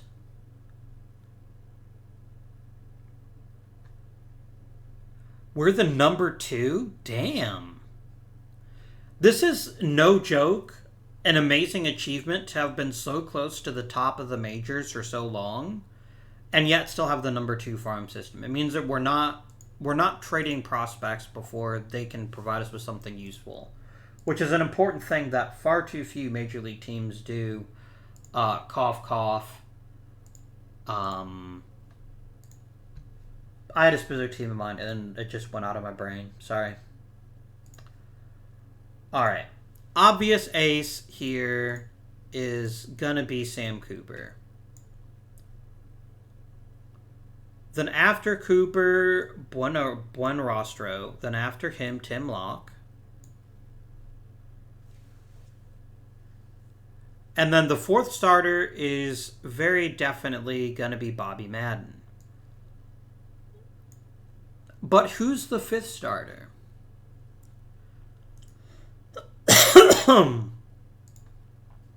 Because I don't think there's an obvious answer to that.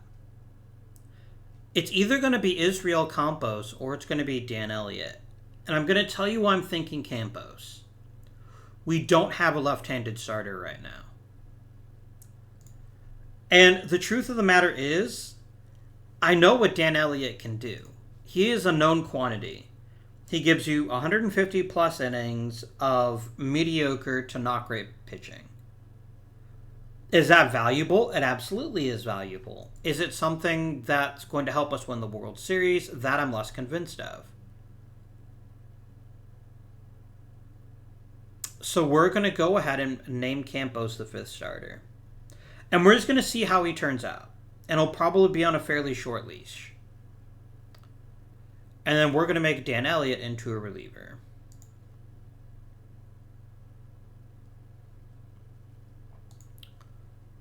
All relievers. Dan Elliott is my emergency starter long reliever. Easy choice. No issues there. Our closer, our for real closer, is going to be Castaneda. He's going to come in the 8th plus inning. He's got huge amounts of stamina, so I have no worries making him pitch a bunch of innings. Just as obviously, Milner, as the only lefty, is going to be my anti-lefty specialist, but he's also going to be a middle reliever. Because the truth of the matter is, he's actually not terrible. No, actually, he's extremely terrible against right-handed pitching. That was almost a big whoops.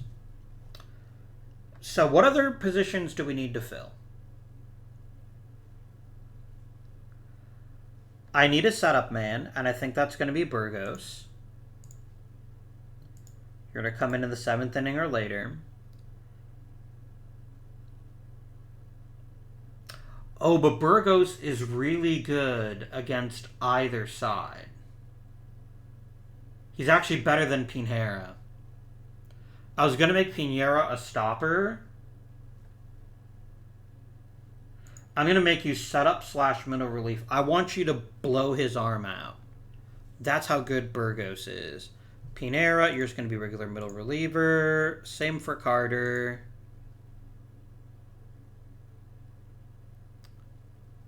Same for Guzman. And then Wright, you're going to be a middle reliever too. But I don't want you in high leverage. I want you to learn how to pitch before I toss you the keys. Tim Locke. I think it's time to take the gloves off. No more pitch count for you.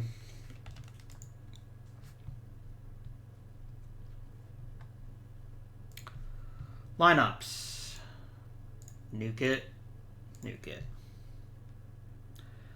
All right, let us start with the easiest, obvious, most... There is no other decision. Danny Moreno is a number 3 hitter. And just as obviously, Bob Solis is the cleanup guy. Easy peasy, lemon squeezy.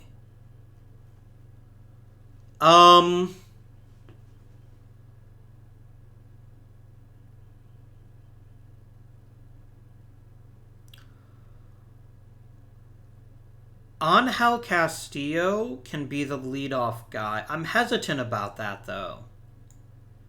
He's not a great walk drawer, but he's hits for a pretty high contact pretty consistently. I think he'd be better suited later in the lineup, though. I'm going to bat him 5th.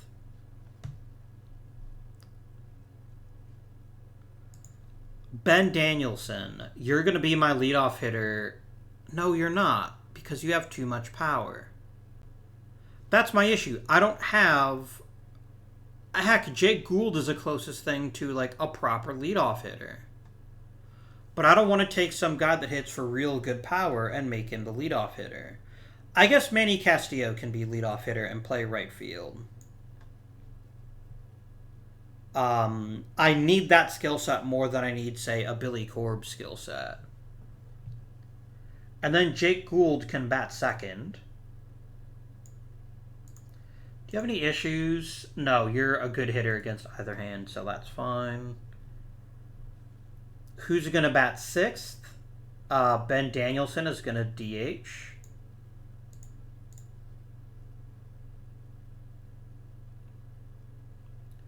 I think it's hilarious that we're this low in the lineup, and I'm only now thinking about Luis Romero, who I just spent a bunch of money on. This is a scary good lineup, though, from top to bottom. Second base is going to be Batchelder. And shortstop is going to be Steve Gordon. That is your starting lineup for the Baltimore Orioles in 2041. And no, we've got a guy with 40 homers, and he can't even crack the everyday lineup. That's scary. That's scary. But Manny Castillo just has a skill set that we have to have. I have to have a proper leadoff guy. I have to have someone who gets on base at a good clip, who can steal bases if we need him to. Castillo can do that. I know Romero wants to be in the middle of the lineup. I don't really see... I guess I could hit him over Danielson. He's a little bit more well-rounded than Danielson. No, he's not. Danielson's the better hitter. And it's not close. Okay. That's fine. And then give me a depth chart. I'm playing Batchelder every day at shortstop or second base. I don't need him to back up a shortstop. I think every 5 games and every 7 is fine. And if Danielson fumbles the ball pretty hard, then Corb is gonna get more here. I don't get why Washington is being pushed so hard, as he needs to start every day. He doesn't. You can be once a week. Okay, we're going to copy this lineup and this depth chart. We're going to paste it. But don't you worry, friends. If you think I'm delusional enough to let Danielson play against left-handed pitching, you're sadly mistaken. So then the question becomes Corb or Morales. And let's compare the two. Oh, does Castillo have a hole in his swing? No, it's pretty fair. He's not as good as he is. He's not as good, but he's still damn good. So let's compare these two. Purely based on their offensive capabilities at this moment, who would be the better DH? It's Corb. Yeah, Morales is just going to be the ultimate bench guy. I don't know why I even hesitated for a second there. Corb, regenerate depth chart. No, you're not playing every other game. No, I am not having Batchelder play at 2 positions. And this is actually fine. Okay. There we go, dear friends. Let us see if we can unlock the true potential of the Baltimore Orioles and win one for Jack Leiter.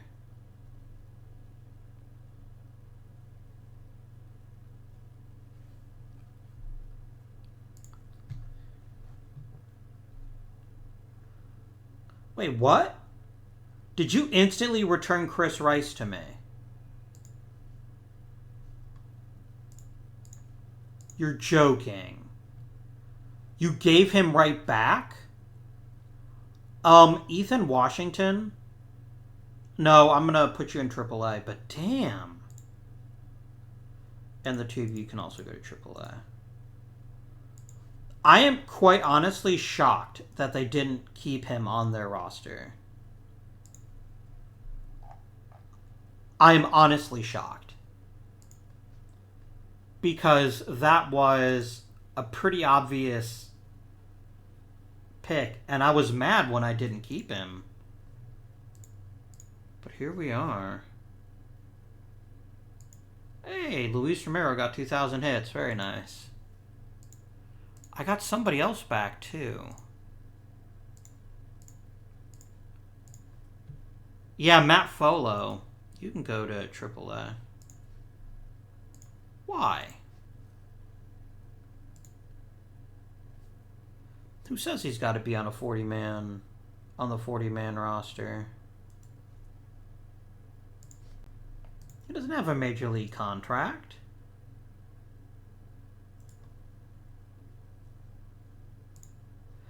No, he doesn't, game. There is nothing about Matt Folo which requires him to be on the 40-man. I don't mind if that's what happens, but it's not accurate. He's not on a major league contract now. He's already cleared waivers. And I have plenty of option years left. I'm not happy about it, but I'll put him on the 40-man just because I got plenty of spots. But that is a lie, game. He does not have to be on a major league contract. Whatever.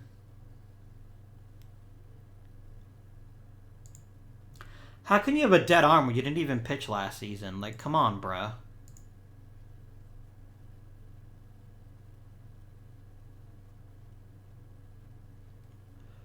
So we'll end this episode after the awards. All right, Campos. I tried.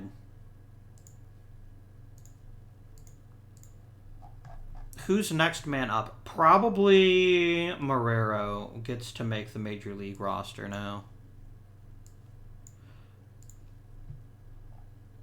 And again, because I know what I've got and Dan Elliott, I'm very much willing to let Romero try being the starter and see what he can manage. Also, Bobby Madden, knock that shit off. Do not give up 2 home runs every 9 innings.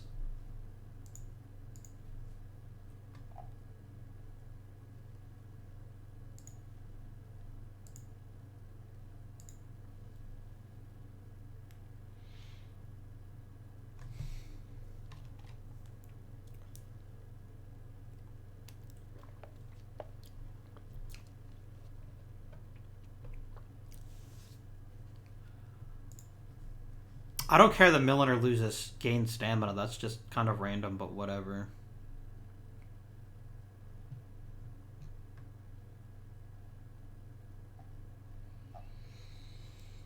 Okay.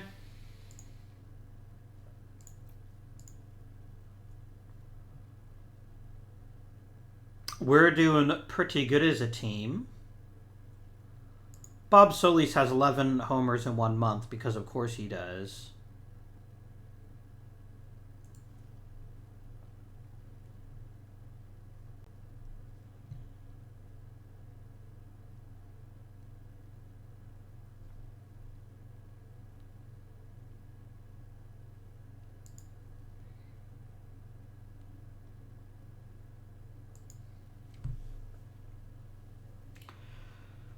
I will say that there's probably some interest in trying to upgrade the rotation even further. Okay, that's a bad Steve Gordon. I did not give you permission to injure yourself. So we'll call up Tag. But the starting shortstop is gonna be probably Batchelder, actually, and we'll have Tag play second.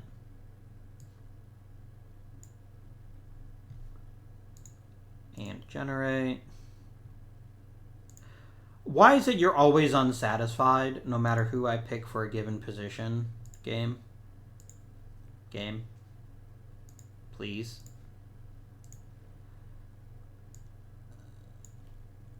And then Dave Tag here can be the second baseman. And I know it's going to hurt the defense a little bit, but I'm not too upset about that.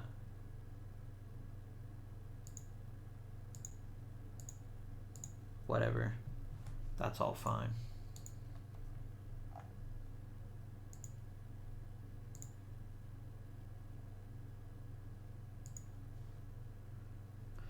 Poor Juan Ocasio. He's just had such a chaotic career.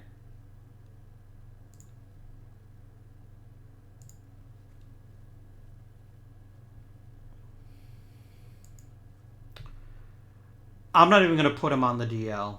I'm just going to let the game figure out who plays in favor of him.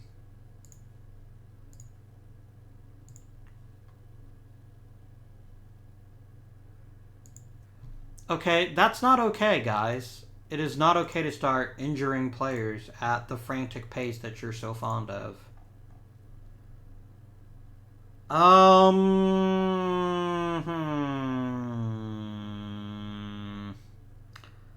I guess Mr. Jones here, Josh Jones, is going to get...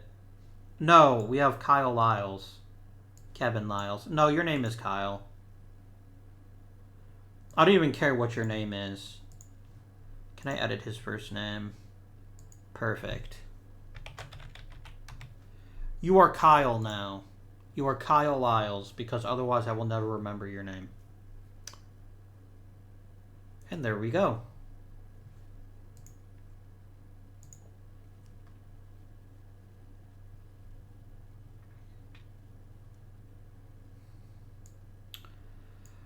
Eddie Guzman is like a not important reliever. I don't know why you bothered to stop me for that. Sam Cooper, you want to come back. I'm sure you do, but it doesn't.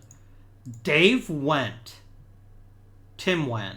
Oh, that's not the guy I was thinking of. Okay. I'm about to say, Dave Wendt would not hit 4 home runs in his career. Let alone 4 home runs in a game. Game, can you please stop? Please? Just the one time stop.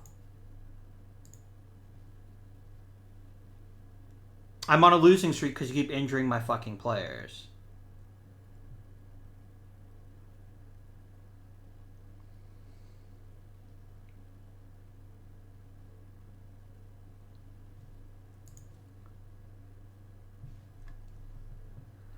Oh yeah, he likes his new name. You see his control improved. I knew he'd like it.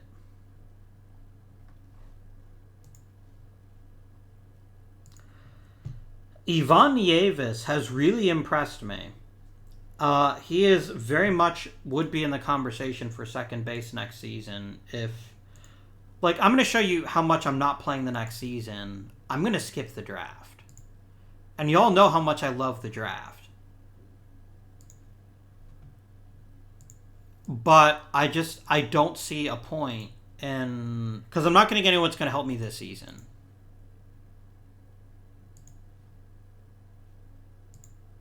So yeah, I'm going to do first year player draft, and I'm going to say, scouting director, do it. Draft all the people you want to. I don't even care. Is this guy any good? I have no idea, but I don't care. I'm going to sign them all. And maybe my scout did an amazing job, or maybe he did a crappy job, but I believe in you, scouting director.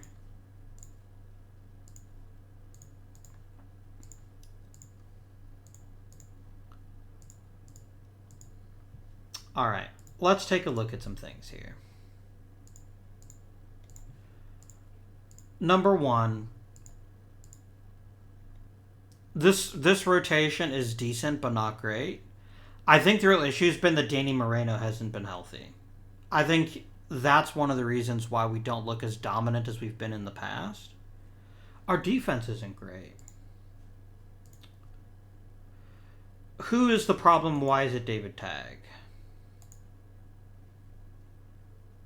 It's Castillo. It's fine. This is less fine, by the way. Bro, you're in here to hit 300. You will hit 300. You don't have another opportunity.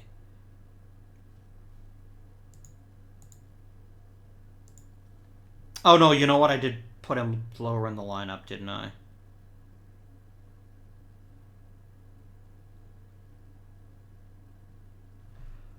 All right. Let's just go ahead and continue up to the All-Star teams being announced.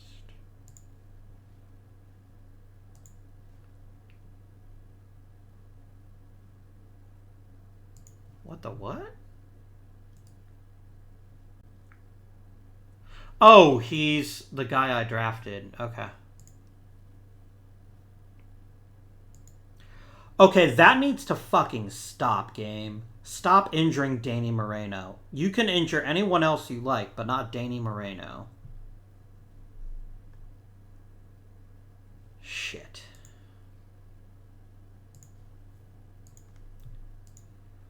Alright.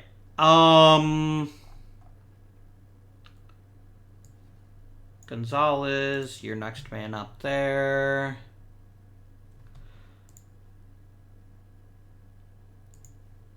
Who is the best hitter who's not starting every day in the outfield? Only outfielders, please. Danielson and Castillo both start. Romero starts. Then it's probably Edgar Gonzalez. Yeah, so Edgar Gonzalez, you're going to bat against lefties. And against righties, it's going to be Elias Morales, but he's not going to be the number 3 hitter. It'll be Solis. No, sorry, it'll be Castillo, then Solis, then Morales. And this is just until Moreno comes back, obviously.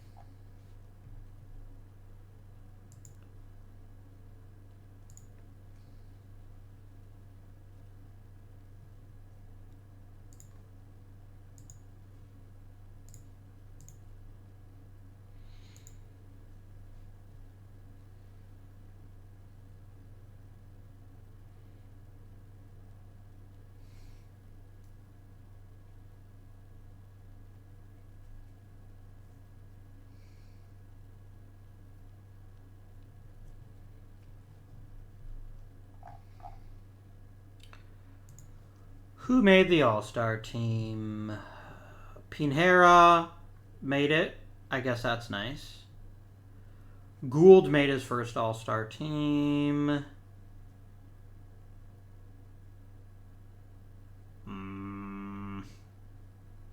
Moreno made it, despite being injured. That's really it? We just had 3 All-Stars this year? That's unfortunate. Danny Aragon made the All-Star team. Ramon Androas made the All-Star team, as did Chris Rice. Good for them. I am, like, seriously amazed that I didn't get more All-Stars. Okay, Steve Gordon comes back. Brilliant. Dave Tagg, back to the minors for you. Batchelder, back to second. Gordon to shortstop. Velez backing up second.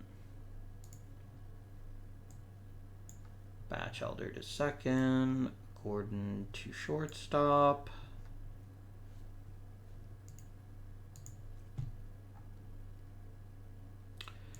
People want to be re-signed. We'll see what happens.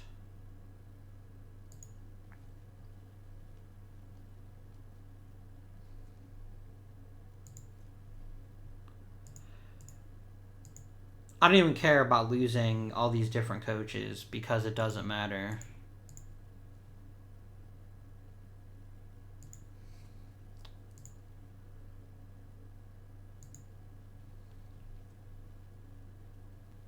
I just need us to stand pat until Danny Moreno comes back and can start dominating baseball the way that we know that he can.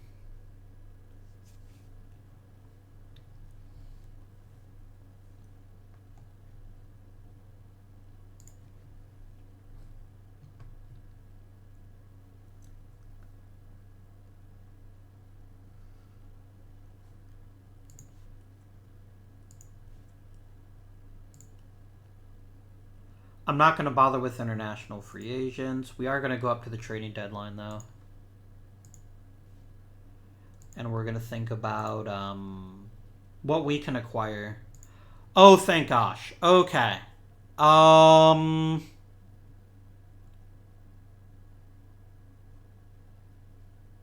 really? I got to put you through? Yeah, I'm going to actually send out Morales. I don't need quite as much raw power on the bench.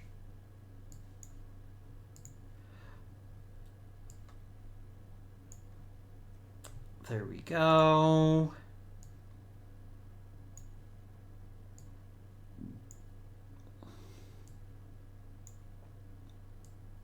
There we go. Regenerate depth chart.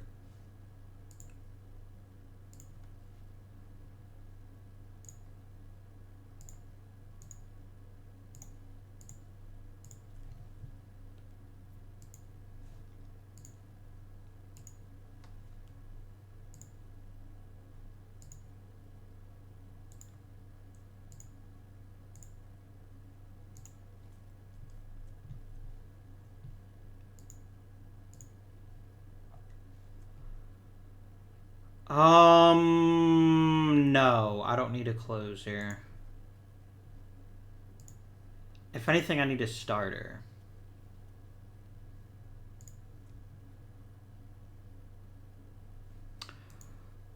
All right. Because Bobby Madden ain't nothing special. I need a dominating starter if we're going to make any kind of realistic playoff run. So how do I accomplish that? Where do I get this starter from? Let's check the trade block. Starter. Good old Dusty is still available. Mr. Skellington here.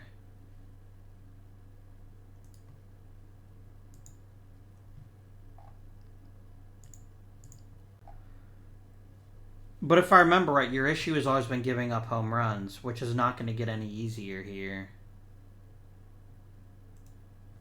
Yeah, I think I'm just going to wait, and I'm going to see if people come to me with good starter offers. Tempting, but no. But I could just trade Chris Rice and see the very best starting pitcher I could get for that. Because people really want Chris Rice for some reason. And I'm not saying that they're wrong to want him, but... Yeah, nobody good enough. I'd want a 60 or above. So, thanks but no thanks.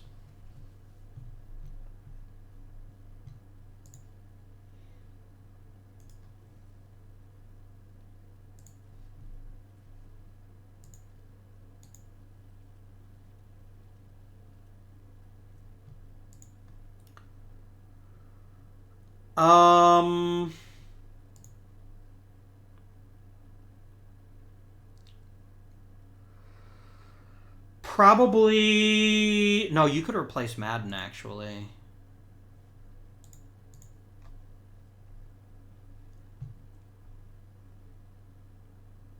Like, I don't have time to see if Bobby Madden can sort out his shit.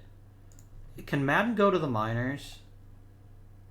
He might refuse it. Let's try it. He didn't.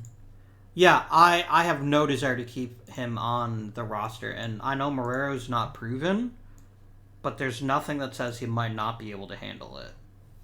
So we're going to try it out.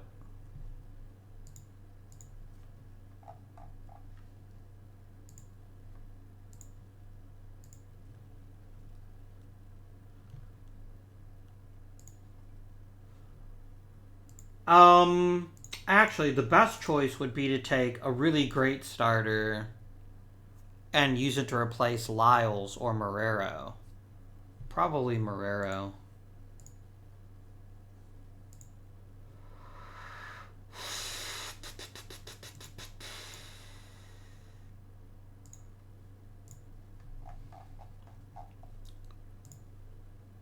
Starter.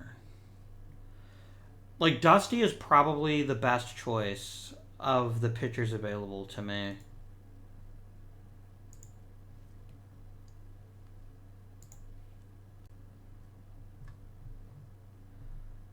Boy, you really don't want much for him, do you?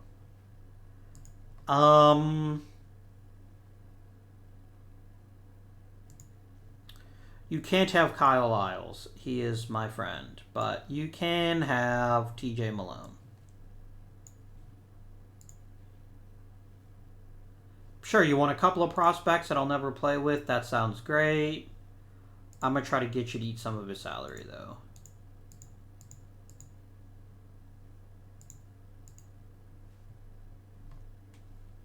I'll do it.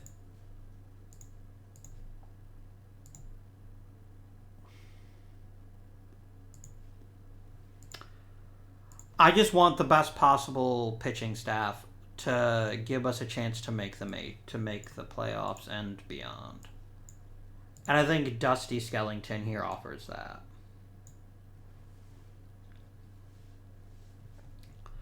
So we're going to see what happens. But I'm hoping that's the kind of upgrade that can help us accomplish great things.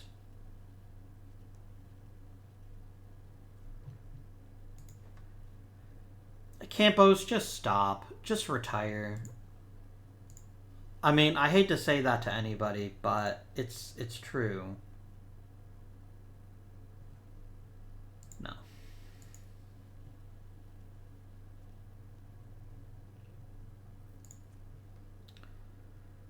No. You know, I'm going to make Chris Rice untouchable just because I'm sick and tired of you bothering me about just one player.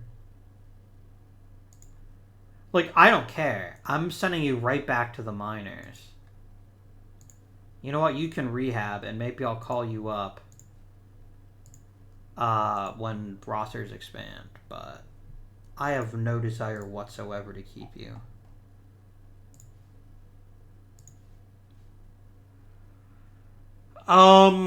Where can we upgrade right now?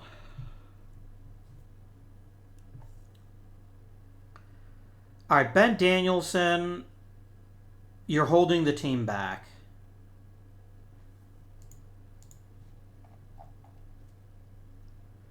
You're going to the freaking minors, and I'm going to call up Morales.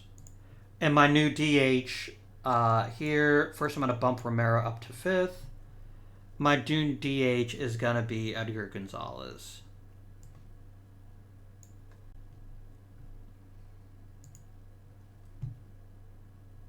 And then you can back up in right field.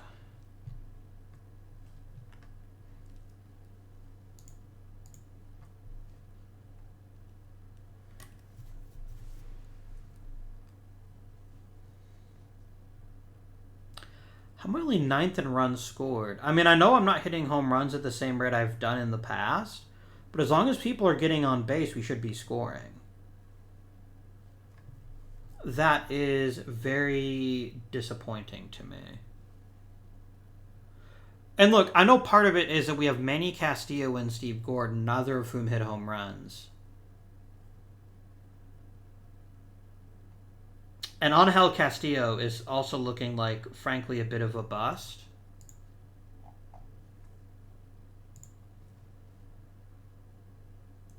I'm really tempted to pick up Nieves. But no, Batchelder's actually doing okay. We've basically turned into a team of mostly contact hitters. And I obviously could fix that instantly by just playing Billy Corb again.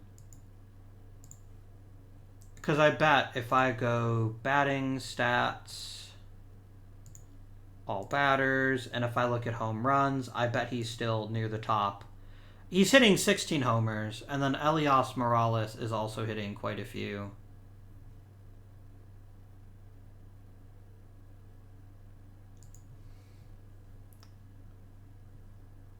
Yeah. And as long as we've got big power off the bench, I don't feel the need to force people into the lineup just to get more power. Because Manny Castillo is doing his job, which is to get on base. He is getting on base at a decent clip. Like, who would I bench to get this power in the lineup? I mean, maybe make Corb the everyday DH. But Edgar Gonzalez is hitting pretty damn well, too. He deserves an opportunity to show that he can stick in the big leagues. So, yeah. And I know we're not hitting for power, but as long as we're hitting for a decent batting average, we should score. I'm hoping that changing around the lineup a bit will help. Getting Romero higher up in the lineup where he can drive more people in should help things.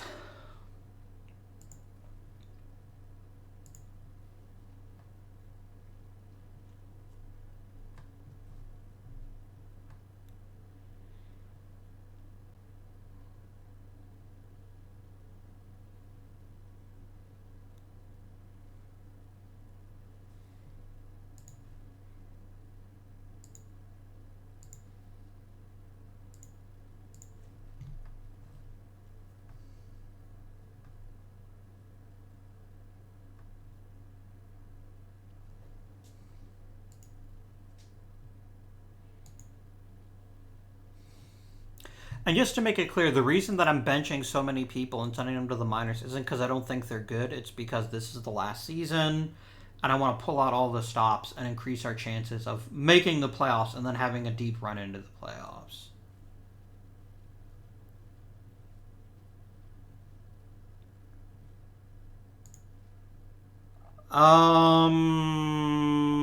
Where is Israel Campos even?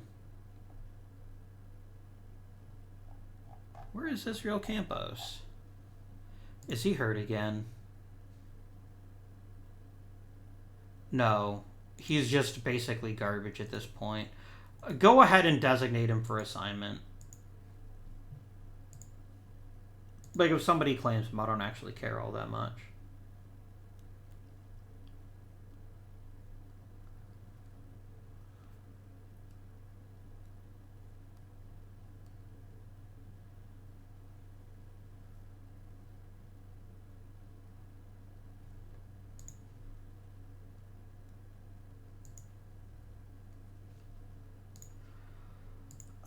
Do I want to call anybody up right now?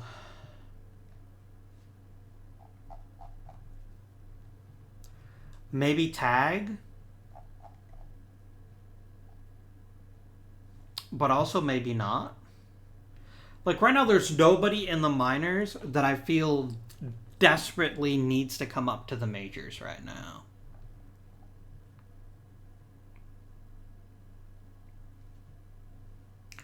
Romero is slipping, though. It's a good thing that we only really care about this season, because otherwise that deal looks like a bit of a bust.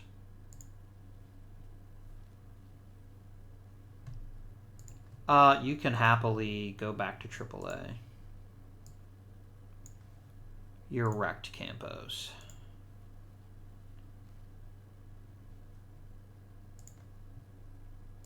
Sure, why not, jerkface?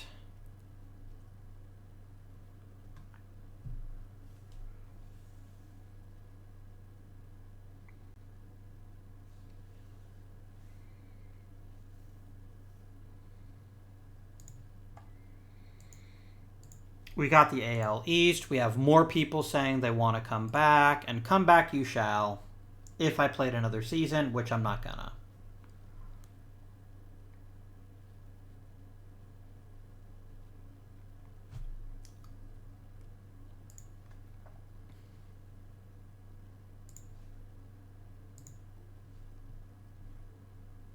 Hey, they won another International League title. That's pretty exciting.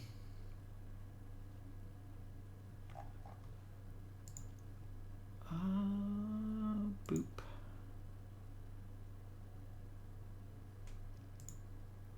We won 104 games. That's a pretty good season, right? Playoff roster can probably stay as it is. I don't really think I need to make any changes to it.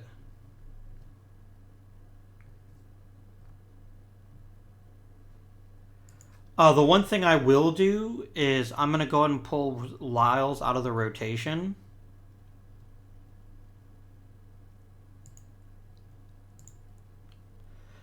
You're going to be long relief emergency starter. And you're also going to hit, I'm hoping. Kyle Lyles, you had a pretty great season. I'm not saying it's entirely because I renamed you, but I'm also not saying that. Tim Locke had actually a pretty disappointing season despite a superficially decent ERA. But he did shave off a lot of his issues from last season. Who was our best hitter, and why was it once again a megastar Danny Moreno? This was not the most amazing season for some of our players. Like, Moreno was still great, but he was hurt for so much of the season that he didn't hit mega Moreno levels. Bob Solis only had a disappointing 43 home runs. SMH.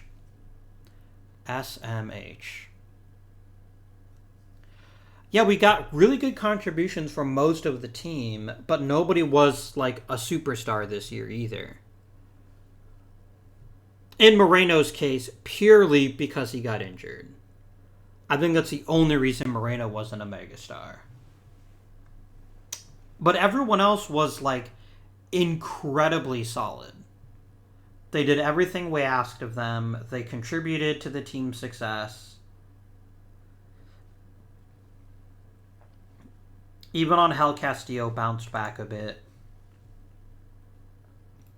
Led the league in doubles. I guess that's something.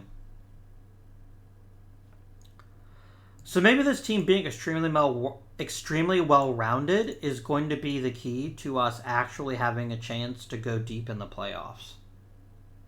I sure hope so.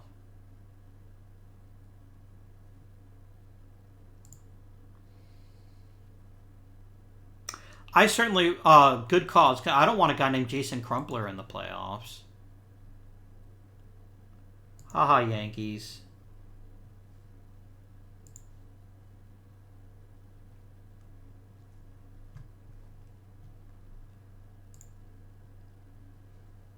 A victory.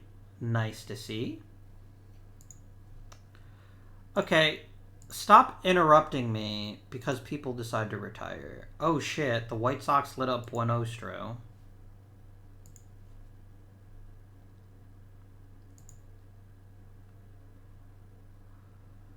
Well, we're in possible position for Dusty Skellington to take us to the next round.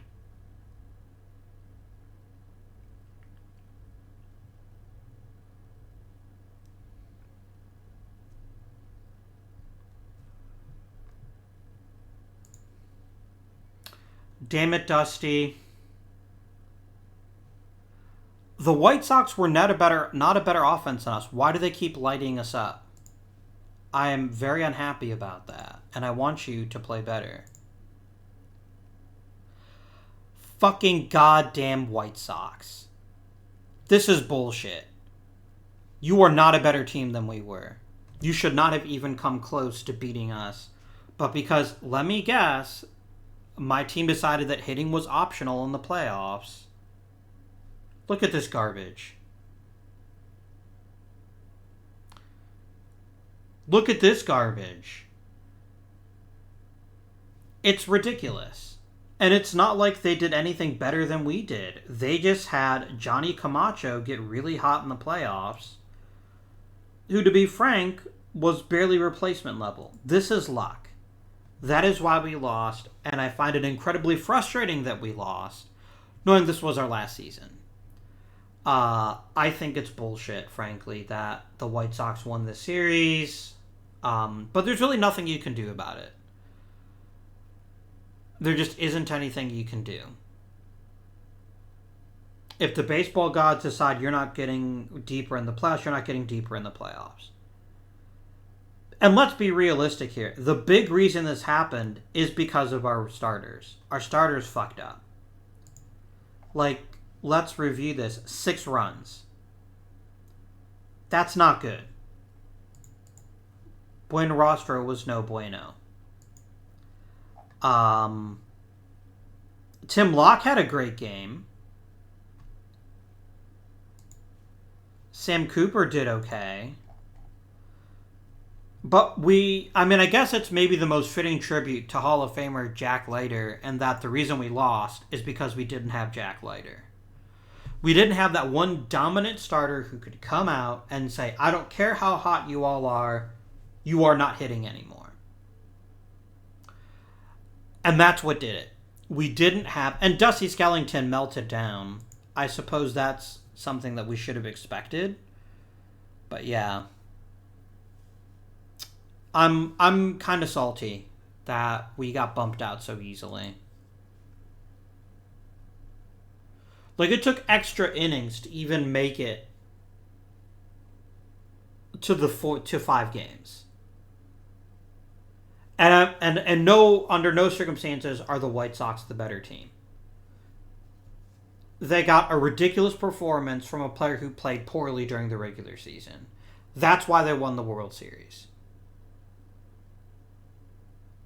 That's why they won the World Series. And I don't really see that there's any way to argue that point either. A hitter got hot. And if I'm going to blame anyone on this team, how about my fucking closer who decided to shit the bed in the playoffs? Like, you were given a 1-1 lead. And yes, you shouldn't have been pitching in extra innings anyway. I get that. But Castaneda made the terrible mistake.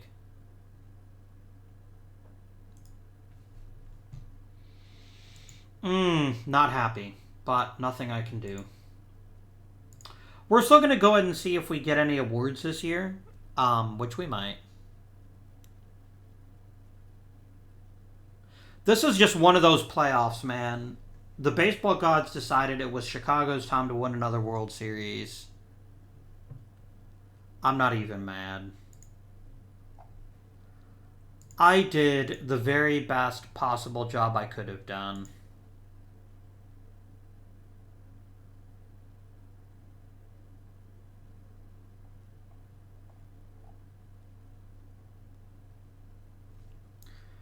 Oh well. Let's go ahead and see how many awards we may or may not have won. Yo, let's go up to Hall of Fame voting. Let's see if there's another Oriole that makes the Hall of Fame voting.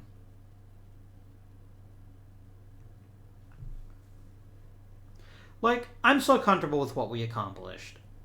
I took a moribund franchise. I won them 4 world titles. I got them a Hall of Famer. And we consistently made the playoffs. That we kept getting screwed over in the playoffs is not my fault. And it's just luck. It's hard to read too much into playoff luck. Oh look, people got Jesus H. Christ, Manny. Hey, in my last season I got another thing there, that's fun. Holy shit, did Angel Castillo get paid? Like, goddamn, bruh. Bruh.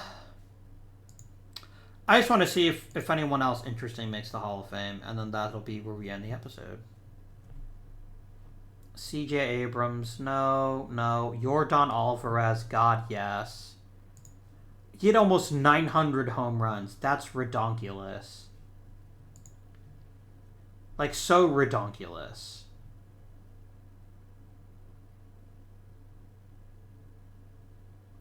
There is not a level of redonkulous enough to tell you how redonkulous it is.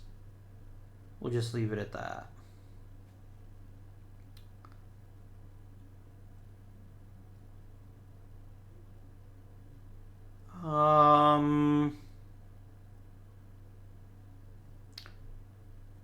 Hey, Nolan Jones ended up being not terrible. How did you end up with him anyway? Oh, that was silly. The Indians traded him to him. Yeah, I'm not voting for Aaron Judge. Or most of these guys.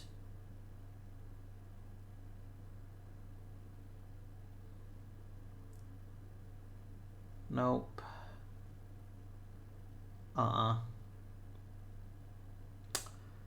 Afraid not. Yeah, there's just nobody else here that I can really get excited about. Done.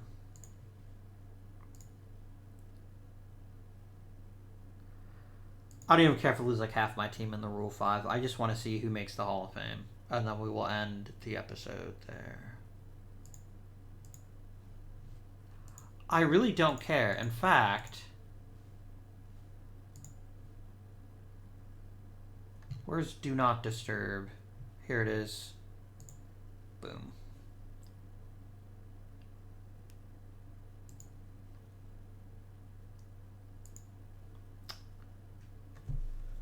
Do Not Disturb mode is pretty great. It's a good way, if all you want to do is just sim a bunch of seasons, see how something works out.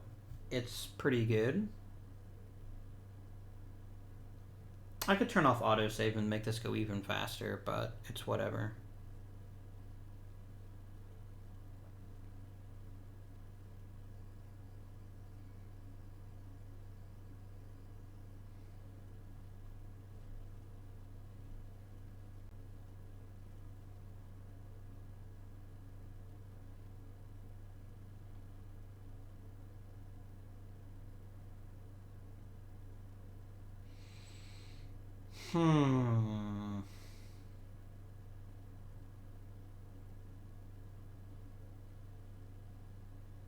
I am, on the whole, extremely pleased about what we accomplished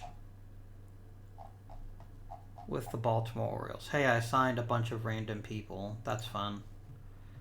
And Yordan Alvarez made the Hall of Fame. I frankly don't know who voted against him, but that's fine. But let's revisit what happened. We took a bad team. We won 4 World Series with them, and we made the playoffs 16 times in 21 years. Like, think about that. In 21 years, we made the playoffs 16 times. Actually, 22 years. Because, yeah, 22 years, we made the playoffs 16 times. We missed it 6 times.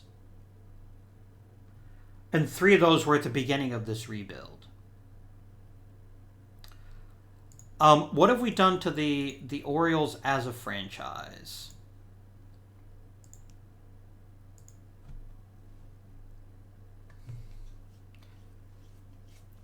How am I as an all-time manager? Let's look at this here. I'm 4th all-time in wins. I mean, this doesn't include all of the Hall of Fame managers, so I'm sure I'm probably actually quite a bit lower on that list. I've got 4 titles. Only of all freaking people, Micah Bowie has 4 titles. Which he all won with the Rangers. The Rangers won 4 in a row? I'll be damned. Did they really win 4 World Series in a row? I do not remember that. Yeah, look at that. 4 back-to-back championships. Unsurprisingly, the year after I made the World Series. I could have won 5 straight if not for this World Series against the Reds. That still makes me feel a bit salty. Just a bit. I'm not gonna throw things or anything, but I am a little frustrated that we didn't win 5 straight, but whatever. Yeah, I didn't even notice that the Rangers won 4 consecutive World Series. That's pretty funny. And then the Tigers won 3 times, won once. Oh no, what have I done? Okay. Playoff history.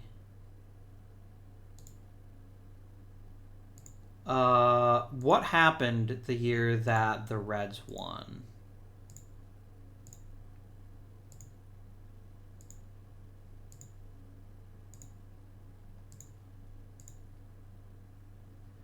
Okay, I didn't even make it out of the first round that year. So here's 25, I won. 26, the Reds won. That is not helpful, game.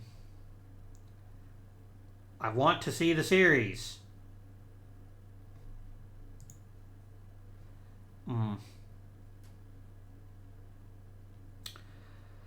Weak sauce. Anyway, that is what happened. I'm very pleased. I am extraordinarily pleased with how we've performed. I think we took one of the worst teams in the American League and we made them into perennial contenders. If we look just at team history, like just the history of the Baltimore Orioles, and we sort by wins, only 2 times in Baltimore's history did they win more games than under my leadership. They won more 100-game series. Let's see. The Orioles under my leadership won 100 games as many times as the 1970s and early 80s Orioles.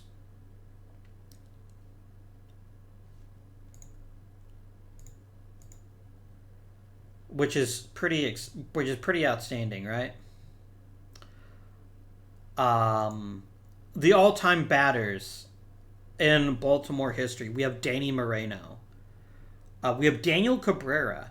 And I think Daniel Cabrera doesn't get as much love as he probably deserved. Just because his career kind of got cut short and because he's such an interesting and different player. Like, this is not what you normally expect from a left fielder. A guy whose specialty is on base percentage. But he was damn good at it. Like, he was a really tremendous hitter. From top to bottom. He was Danny Moreno before we had Danny Moreno.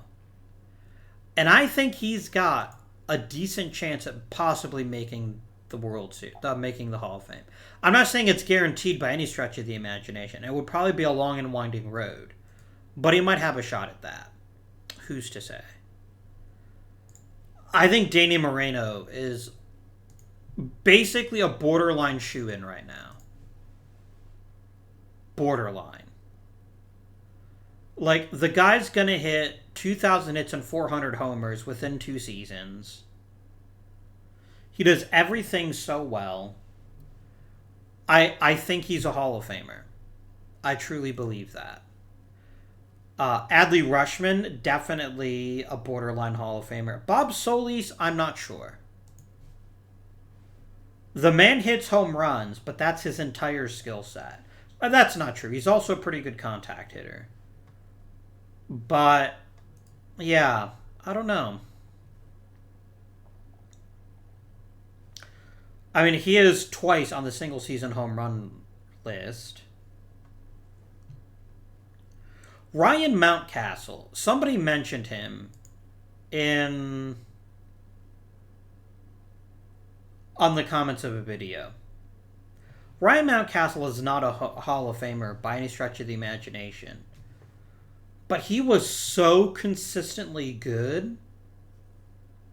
And here's the scary thing. He shouldn't have been.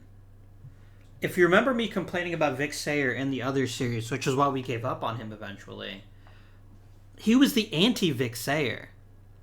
Like, he was, I don't want to keep him, but he keeps playing so damn well that I have to keep him. And that was really cool. Like, I liked Ryan Mountcastle an awful lot. Adley Rushman, of course. Hall of Famer, maybe. Maybe.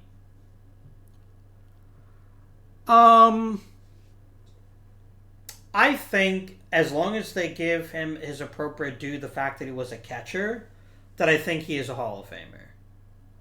I truly believe that. Even though he doesn't have some of the hardware that other past winners have had. Was he an MVP? No, he was Rookie of the Year. That's right. And look at that rookie year. Whew. We had some damn fine players on this team. Some damn fine players.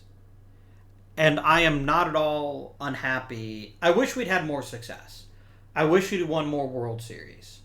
I think that's the one thing I kind of regret. And I think, again, and I promise I'm done complaining about this, but I'm still going to mention it again. The playoffs are a crapshoot. And anyone who thinks that there's any truth to this idea that certain teams are destined to succeed or fail in the playoffs, whether it's the Twins losing 18 playoff games in a row, 18 games is nothing. 18 games is just barely 10% of a major league season. And I think it's one of the most frustrating storylines that it's all you hear about sometimes in baseball lore. Is this particular team made the playoffs a bunch of times but didn't win the World Series.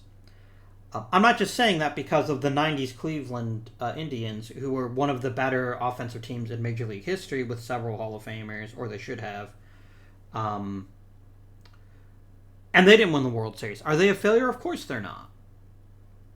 They made the playoffs consistently. And I think that's the mark of a great team, is making the playoffs consistently. Because once you get into the playoffs, especially now the playoffs are so big, with so many different teams in them, it's a crapshoot. You have no way of knowing whether or not you're going to succeed once you make the playoffs. And so I think by that logic, we're one of the best. This has been one of the best dynasties in Major League history. Especially for length. Like, even the Yankees did not win 16... make the playoffs 16 times in 22 years. Although, to be fair, again, you had to win the pennant to go to the World Series up until basically the 1960s. But regardless, we made the playoffs. We won a bunch of games. We've produced multiple Hall of Famers. I think that number is only going to increase over time. And with that, thank you very much for watching. Whether this is your last video of this OOTP series or your first, whether you've been following my channel since I started back in whatever year I started, I don't even remember anymore, or if this is the first time you're ever visiting me, thank you very much if you've commented, if you've liked a video. All that means a lot to me. Please make sure to join me next Friday at 8 p.m. Not 8 a.m., 8 p.m. for OOTP 22 with the Pittsburgh Pirates, and we'll see if we can do the same thing that we did with the Baltimore Orioles. Until next time, though, this has been Avindian. Thank you for watching, and I bid you good day.